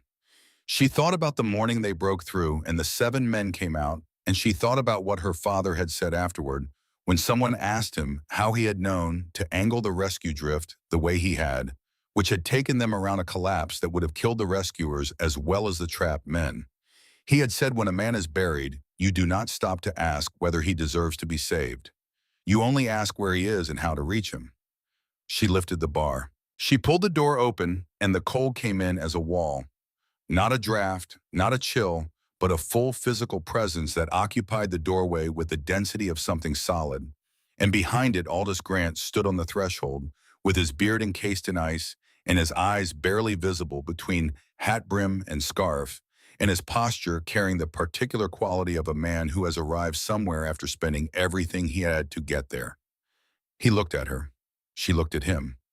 In his eyes, which were all she could see of his face, she saw no trace of the man who had stood on the edge of her excavation and talked about community responsibility. She saw no trace of the man who had ridden his good quarter horse to Caldwell's Crossing to file a petition with the county recorder. What she saw was simpler than either of those things. What she saw was a man at the end of his resources looking at the one thing that was left. She stepped back from the doorway. He came in. She pushed the door shut behind him and dropped the bar and turned. He stood in the center of the main room and he was not moving, which she understood was partly the stunned immobility of a person whose body has been fighting extreme cold for a sustained period and does not immediately know what to do when the fight is suspended, and partly something else, something that was happening in him that had nothing to do with temperature. He pulled the scarf from his face. He pulled off the hat. The ice in his beard caught the lamplight, and for a moment he looked like something ancient, a figure from a story about winters that ended civilizations. His hands, when he pulled off the outer mittens, were shaking with a fine continuous tremor that would not stop for some time. She went to the stove and added 3 twists of hay and a length of the cottonwood she had split the previous week. The fire caught and strengthened, and the iron began to tick with expanding heat. She went to the shelf and took down the tin kettle and filled it from the water bucket and set it on the stove. She did not speak. She did not feel that speaking was what the moment required. Aldous Grant stood in the center of the room and the warmth reached him in layers, first at the surface of his skin, where the cold had been pressing hardest, and then deeper, and she watched his breathing change as it reached him, watched the fine tremor in his hands begin to subside. He turned slowly, not deliberately, but with the automatic motion of a body orienting itself toward what it needs, and he was facing the south wall. The wall that the winter sun had been warming through the deep-set window for 3 months and which had been storing that warmth in its 12-inch depth of clay plaster and compacted earth and giving it back to the room through the nights. He walked to that wall. He raised his right hand, still shaking faintly, and he pressed his palm flat against the plaster. He held it there. She watched him. She watched his face, the thing that moved through it when he felt what the wall was. Not cold. Cool in the way that a stone in a basement is cool with the coolness of a thing that has been removed from extremes and holds a middle temperature with the confidence of mass. Not damp, not frost-covered, not the cold that conducts life away through direct contact, which was what the sod walls of his own house had become over 30 hours of blizzard assault. This wall gave. In the faintest, most technical sense of the word, it gave. It offered back the warmth it had been receiving all winter. Not as heat, not dramatically, but as the absence of the theft that every surface in his own house had been committing for 2 months. He kept his hand against the wall for a long time. Long enough that Cale appeared in the doorway of the sleeping room, drawn by the change in the room's atmosphere. The way children are drawn by changes that adults have not yet consciously registered. He looked at the man with his palm against the wall. He looked at his mother. He looked back at the man. Papa used to check the mine walls like that, Cale said. Grandfather showed him how. Aldous Grant turned his head. He looked at the boy. His hand stayed against the wall. Did he said. His voice was rough from the cold and something else. He said you could feel if a tunnel was safe, Cale said. He said the wall tells you. Aldous Grant looked at the boy for a long moment. Then he looked at the wall beneath his hand. Then he took his hand away and sat down on the stool beside the work table and put his face in his hands, and the sound that came out of him was not a sound that Maren had heard from him before. She turned to the stove and checked the kettle and gave him the moment without witnessing it. His family needed him. He said it when he lifted his face with the directness of a man who has processed what he needed to process and has now returned to the practical. His voice was steady. His eyes, when he met hers, were red at the edges, but clear. My fuel is gone, he said. The temperature inside the house was below 30 degrees when I left. Harriet has the children in the corner with everything fabric in the house. Emmett's hand is cut. The roof of the barn is gone. How many? Maren said. 5. Harriet. Emmett, he's 16. The 2 youngest came back from the schoolhouse yesterday. They're all right, shaken. And my youngest, she's 9. Maren went to her fuel stack, which stood in the interior corner she had chosen in October, specifically because it was the corner farthest from any exterior wall and would therefore stay driest. It was nearly full. She looked at it with the calculating eye of someone who has been tracking her consumption for 2 months and knows her numbers to within a reasonable margin. She took 8 bundles of hay, 4 times what she burned in a day, and set them by the door. She went to the shelf and took down the bread she had baked the previous morning, a full loaf, and wrapped it in the cloth. She added the jar of preserved pork she had put up in October. She looked at the thermometer on the north wall. 62 degrees. You'll need to bring them here, she said. It will take time to heat your house again with no fuel. The children can't wait for that. He looked at the fuel she had set by the door. He looked at the bread in the jar. He looked at the thermometer. He looked at the room, the whole room, its dimensions and its temperature and its lamplight, and the bread dough she had been planning to bake tomorrow rising under its cloth on the far end of the work table, going about its patient business of warmth and fermentation as if the surface of the world were not in the process of killing everything exposed to it. You have enough, he said. Not accusing, not wondering, stating what he was looking at. You have enough for the whole winter. More than enough, she said. He was quiet for a moment. Why buy swad, he said. She understood what he was asking. He was not asking why she had enough fuel. He was asking why she was giving it to him. The man who had filed the petition. The man who had stood on the edge of her excavation and told her she was endangering her child. The man who had, in his own considered way, been her most consistent opponent since the first Tuesday of September. Because your children are cold, she said. Take these to Harriet first, then come back with everyone. She handed him the fuel and the food, and she opened the door. He turned at the threshold and looked back at the room one more time. At the thermometer, at the stove with its small, entirely sufficient fire. At Cale, who had retreated to the doorway of the sleeping room and was watching everything with his particular quality of attention. Then he pulled his scarf back over his face and went out into the white. They came back in 2 groups. Harriet first with the 2 youngest, wrapped in every quilt from the Grant house, The children carried between the adults, with a care that was urgent without being frantic, the practiced efficiency of people doing what the situation requires without the luxury of showing how frightened they are. Then Emmett, 16 years old and working hard to be useful, carrying the remaining supplies from the Grant kitchen, a sack of cornmeal, a jar of lard, a tied bundle of the last personal items Harriet had identified as irreplaceable. Aldous came last, having made the trip twice to guide the children across the drifted ground.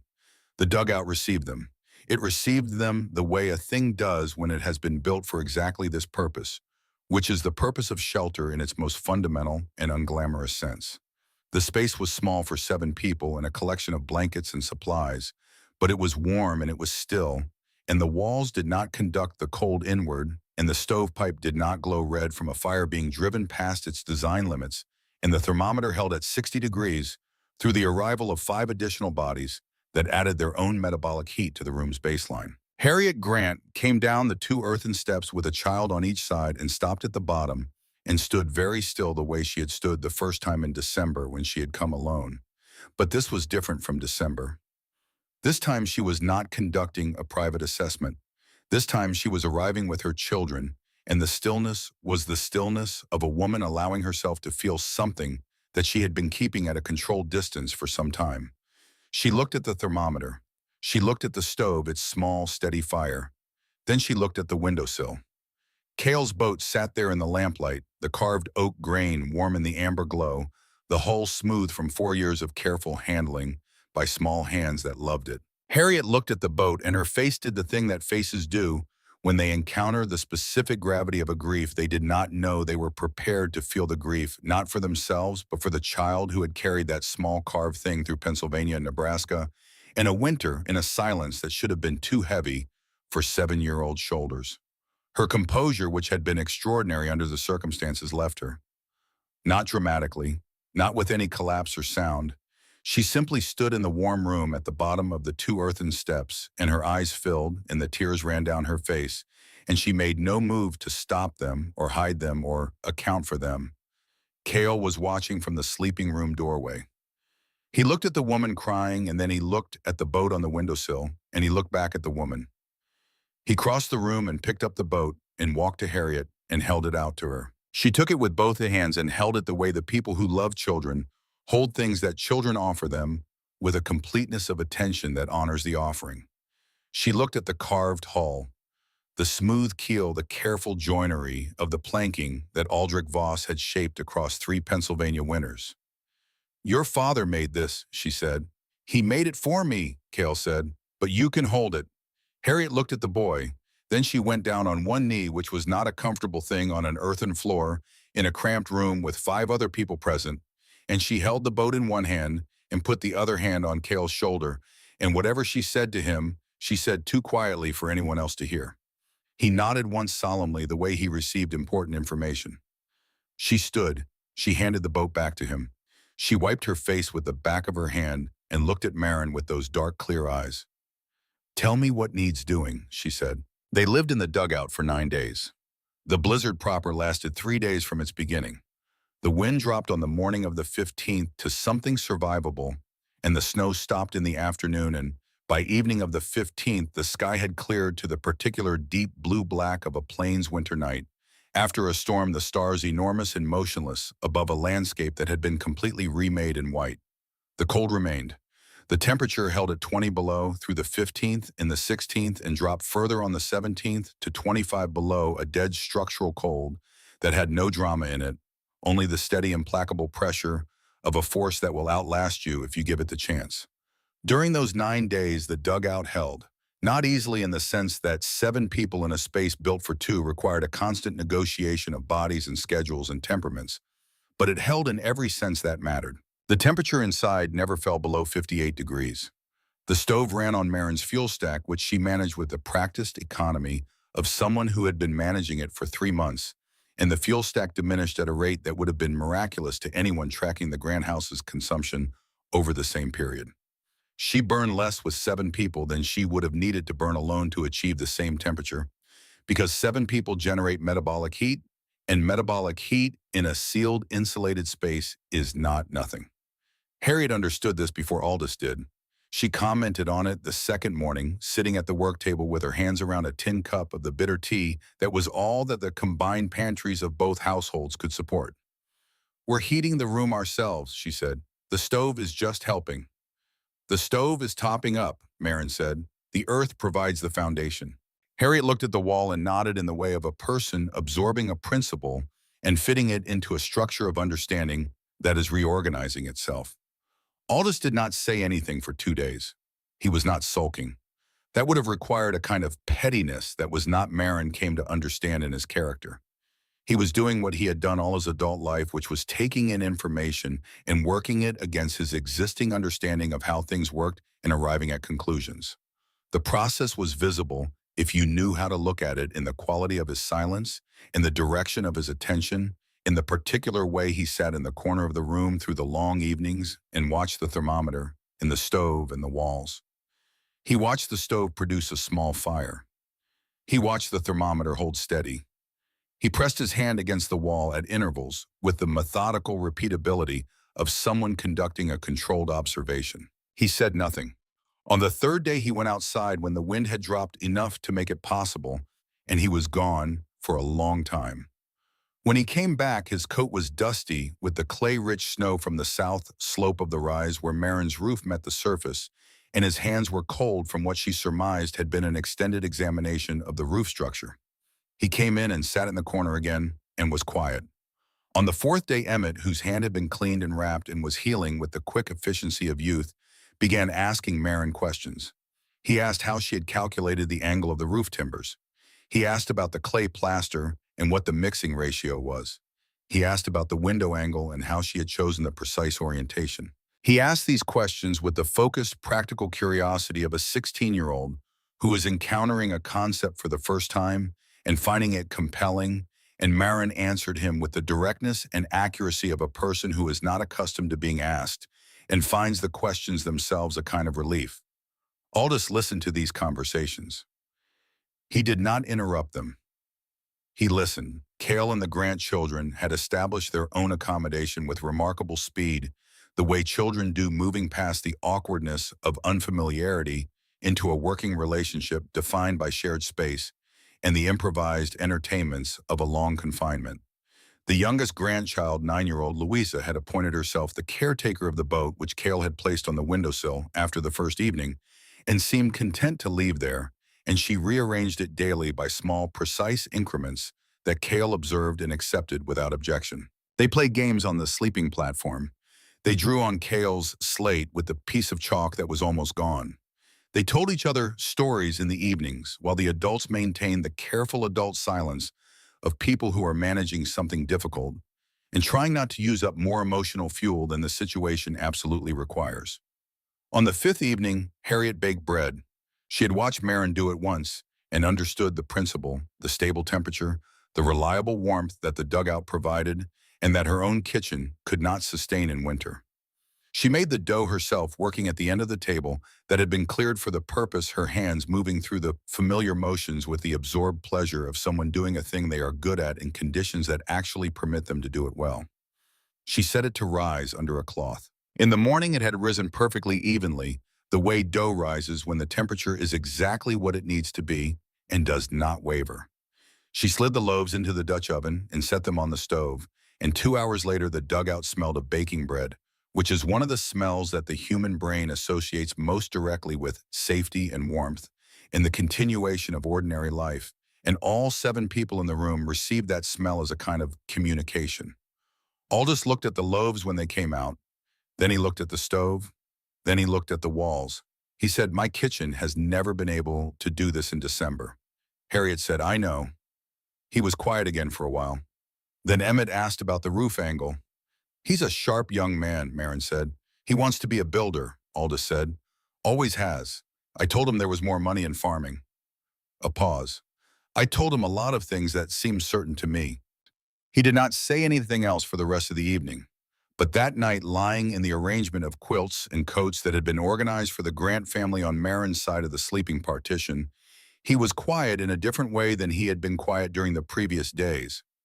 The calculating, observing silence had shifted into something else, something that was less about taking in new information and more about sitting with information already taken in and understanding what it meant. On the seventh day, he found the petition. He had not been looking for it. He had been going through the inside pocket of his heavy coat looking for the spare matches he always kept there when his fingers found the folded paper. He drew it out and looked at it. It was a sheet of county board paper folded in thirds, slightly damp at the edges from his coat's journey through the blizzard. His own handwriting looked back at him in the lamplight. His name at the bottom above the county recorder's stamp. The names of the board members.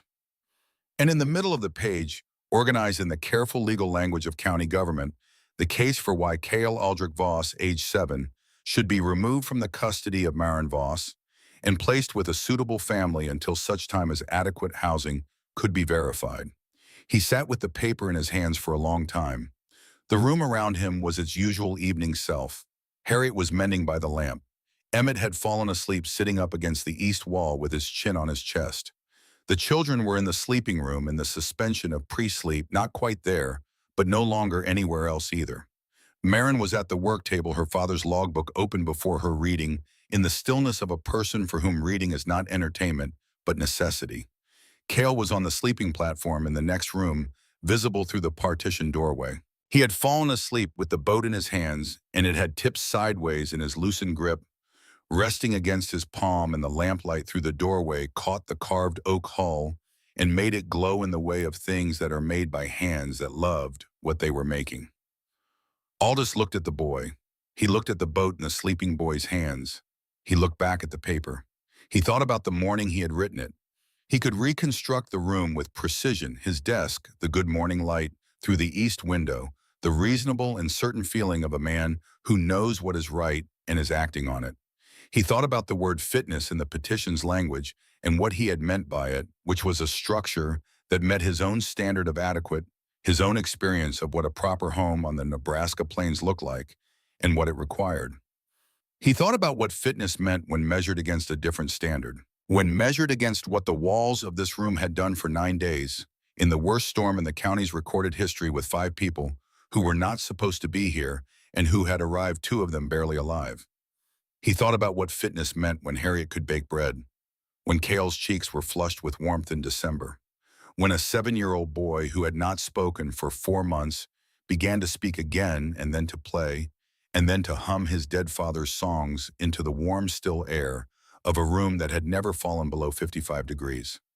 He thought about what he had almost done, not almost in the sense of a near miss, a thing that came close to happening, but did not. Almost in the sense of a thing already done, already set in motion, already filed with the county recorder and scheduled for January, and waiting with the patient efficiency of institutional process to be acted upon. He had done it. The only thing that had interrupted it was a blizzard, which was not something he could take credit for. He unfolded the paper fully and read it through once from the beginning. He read his own name. He read Cale's name. He read the language about adequate housing and community responsibility and the welfare of a minor child. Then he looked up. Across the room, Maren was reading her father's logbook, her face in profile, the lamp casting a warm light across the page, and the side of her face the particular focused stillness of someone engaged with a text they know well and still find new things in. She had not looked up. She was not aware he was watching her. He thought about the woman who had dug 12 feet into the Nebraska earth with a spade and a pickaxe, and her father's knowledge and her own refusal to accept that the only wisdom available was the conventional kind. He thought about what it took to do that. To do it alone with a child watching from above, in a community watching with the combined force of its skepticism and with a legal petition waiting in a county recorder's file. To do it and not defend it and not explain it and not ask for permission or understanding or the benefit of the doubt. He looked at the petition. He looked at the stove. The stove was small. The fire in it was small. It had been small for 9 days, running on a fraction of what his own house would have required, and the room was 60 degrees. He stood up and walked to the stove. He opened the firebox door. The bed of embers inside glowed orange in the dim room, the deep, steady color of a fire that has been burning at the right rate for a sustained period and has achieved the particular stability of something in equilibrium with its environment. He held the petition over the open firebox. He held it there for a moment. The edge of the paper closest to the embers began to warm. He had not spoken. No one had been watching. This was not a performance. There was no one he was doing this for.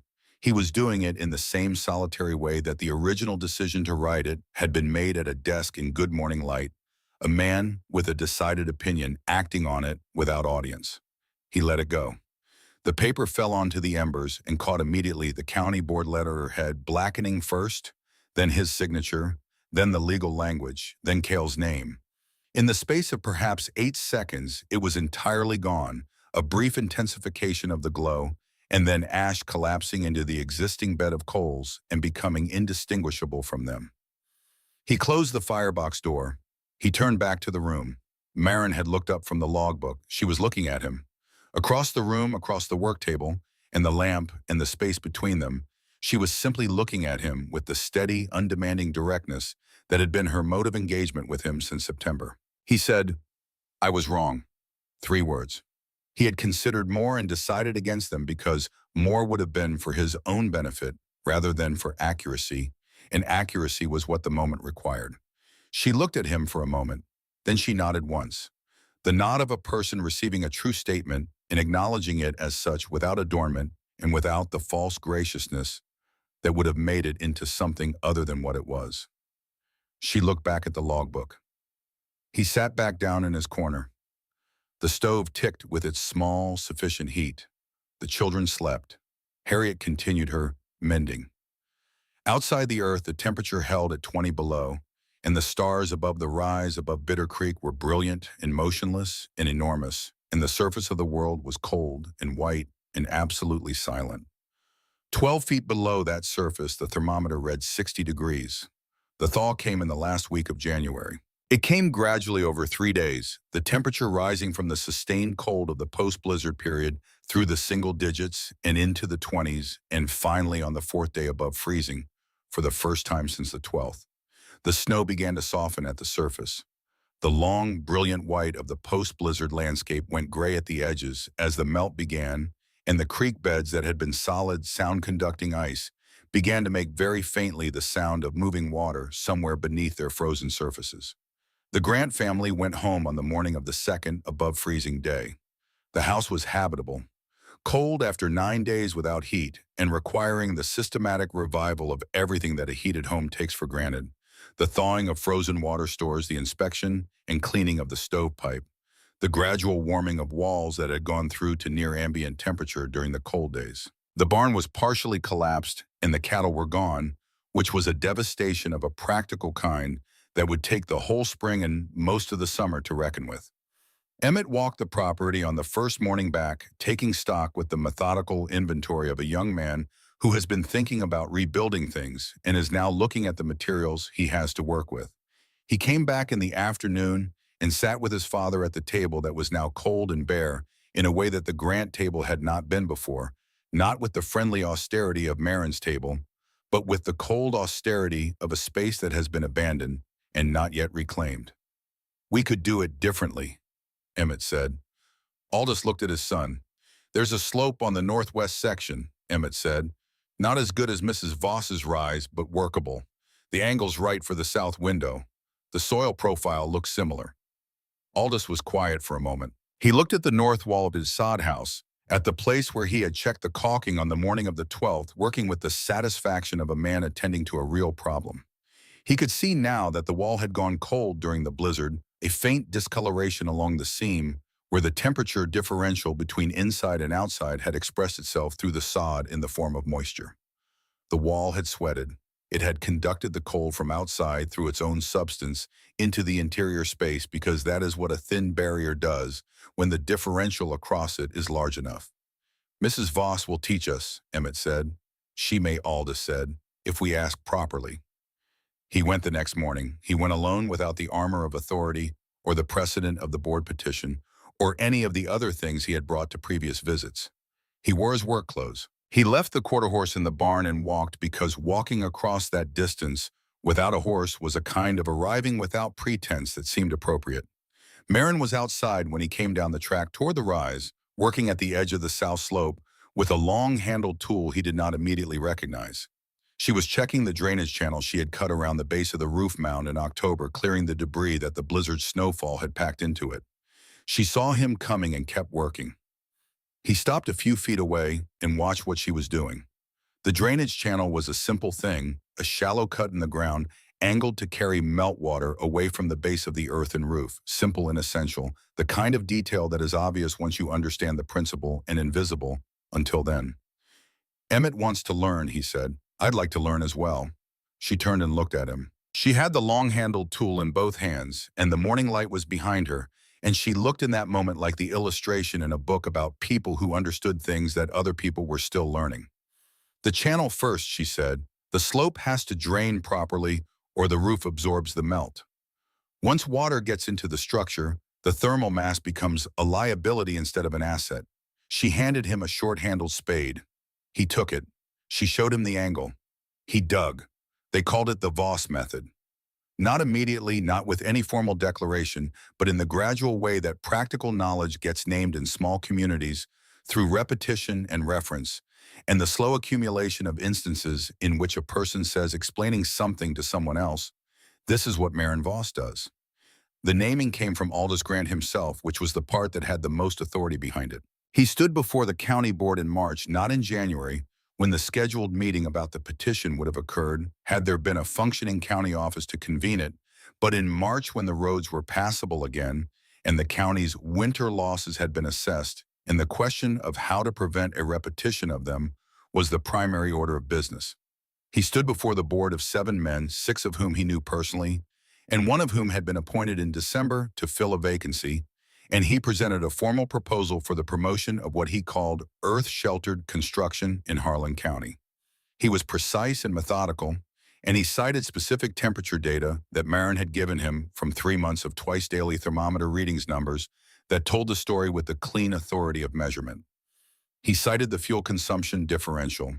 He cited the structural performance of the Voss home during the blizzard of January 12th through 14th. The board listened. They asked questions, some of which Aldous could answer from his own 9 days of direct observation, and some of which he deferred, noting that the person whose expertise was directly relevant was Maren Voss, whom he recommended the board consult. They consulted her.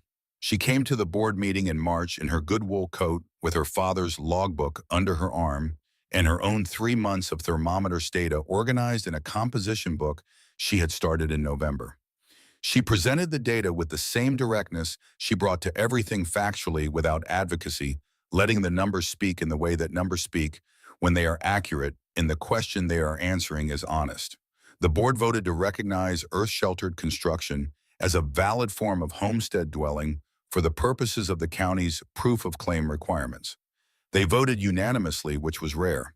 They also voted at Aldous Grant's specific motion to formally designate the construction methodology described in Maren Voss's documentation as the standard reference for earth-sheltered construction in Harlan County to be kept in the county records office for the use of current and future homesteaders.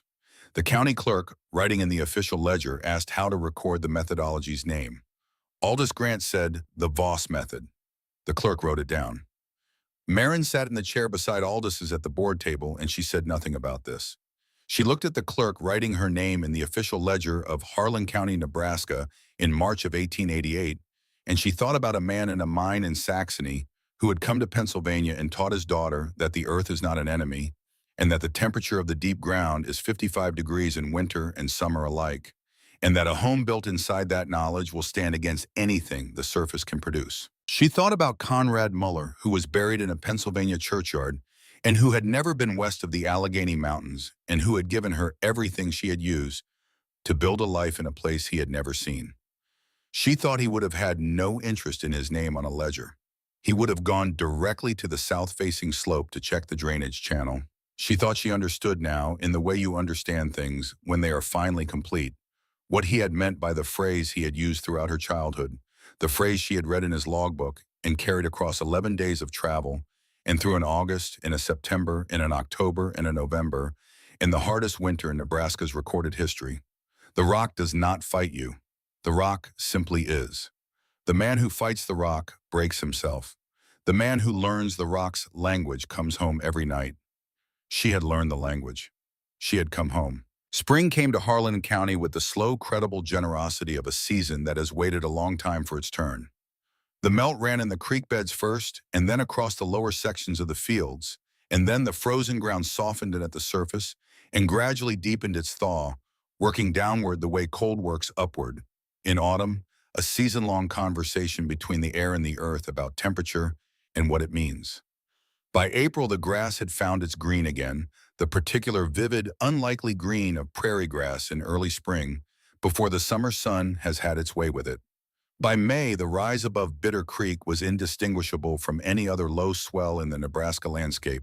A gentle mound of living grass with a wooden door set into its south face and a stovepipe standing a few feet above its crest.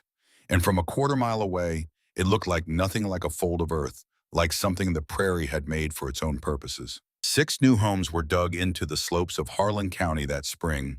The Hollingsworth boys dug the first one on the east slope of their property, where a low ridge of ground had always struck them as unremarkable, and had now, with the reorientation that new knowledge produces, become the most valuable feature of their claim.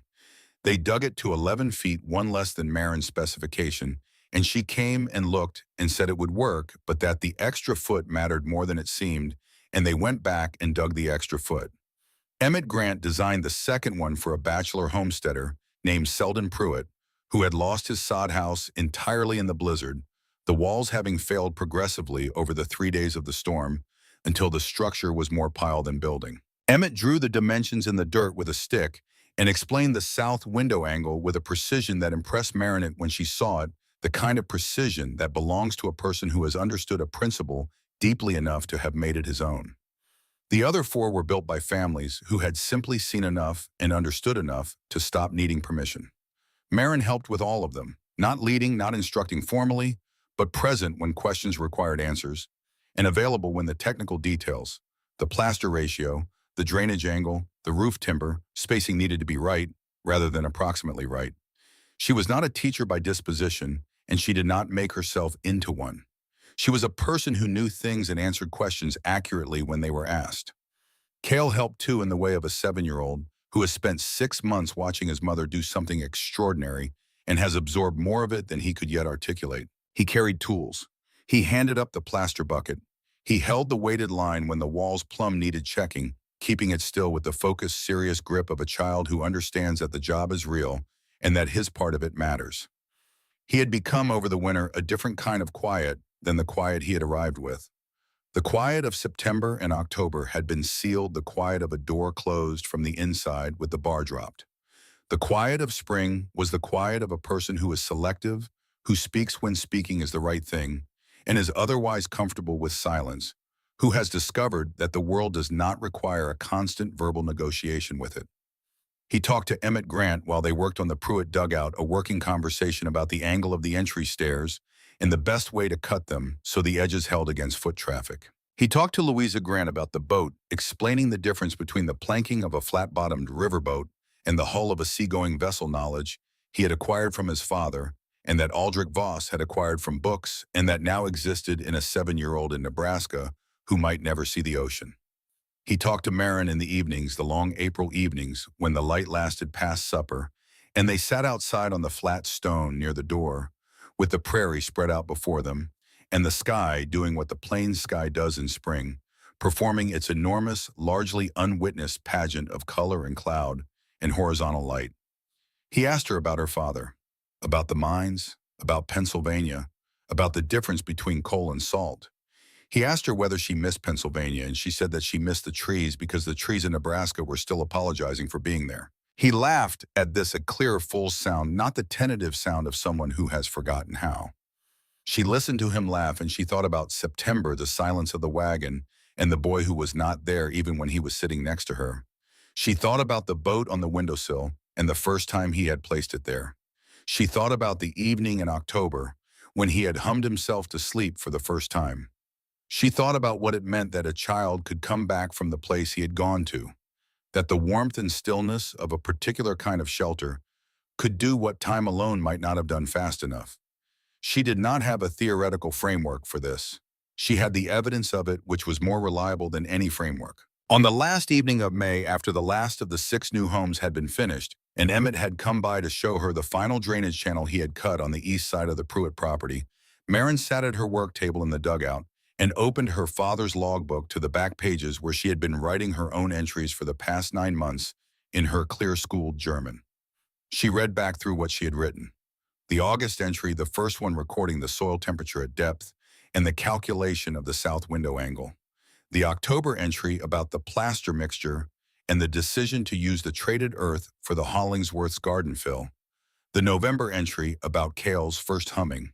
The December entry about Harriet's visit and the bread. The January entries, three of them, one from the night of the 11th when she had felt the change in the air and gone to bed unsure, one from the 15th when the wind dropped and she had climbed out to see the white world, and one from the 22nd when Aldous Grant had come alone and asked to learn.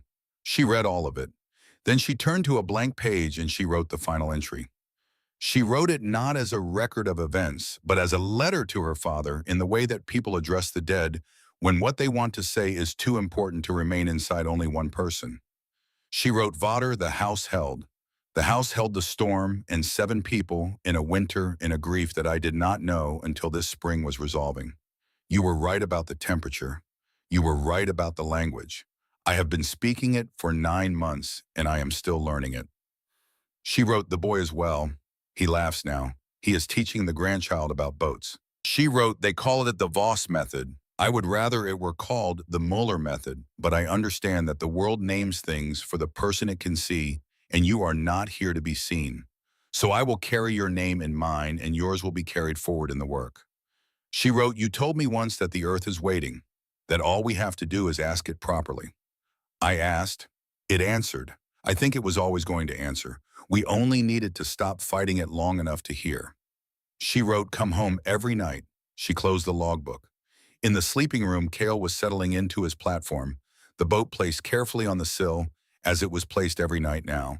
The ritual of location, the check of the keel, the small, certain gestures of care for a thing that has survived a great deal and deserves to be treated accordingly. She could hear him through the partition, the small sounds of a child finding his arrangements for the night. Then in the warm and absolute stillness of the dugout with the thermometer at 57 degrees and the stove cold because May did not require it, with the surface world conducting its May business, above them in the long level light of a plains evening, Cale Voss began to hum. The melody came through the partition wall without effort, as if the earth itself were conducting it, as if the clay plaster and the packed soil and the 12 feet of solid Nebraska ground that surrounded them on all sides were simply the medium through which this particular sound preferred to travel. It was the folk song from Saxony that Conrad Muller had learned as a boy and taught to Marin, and Marin had sung to Aldrich, and Aldrich had hummed in the evenings when his hands were making something. It was the sound of a thing that had traveled a long way and arrived somewhere it intended to stay. Marin sat at the work table with her hands resting flat on the closed logbook, and she listened to her son hum his grandfather's own in the warm, still air of the home she had built in the earth. And the earth held them as it had held them all winter, as it would hold them through every season that followed, because that is what the earth does when you ask it properly. It holds.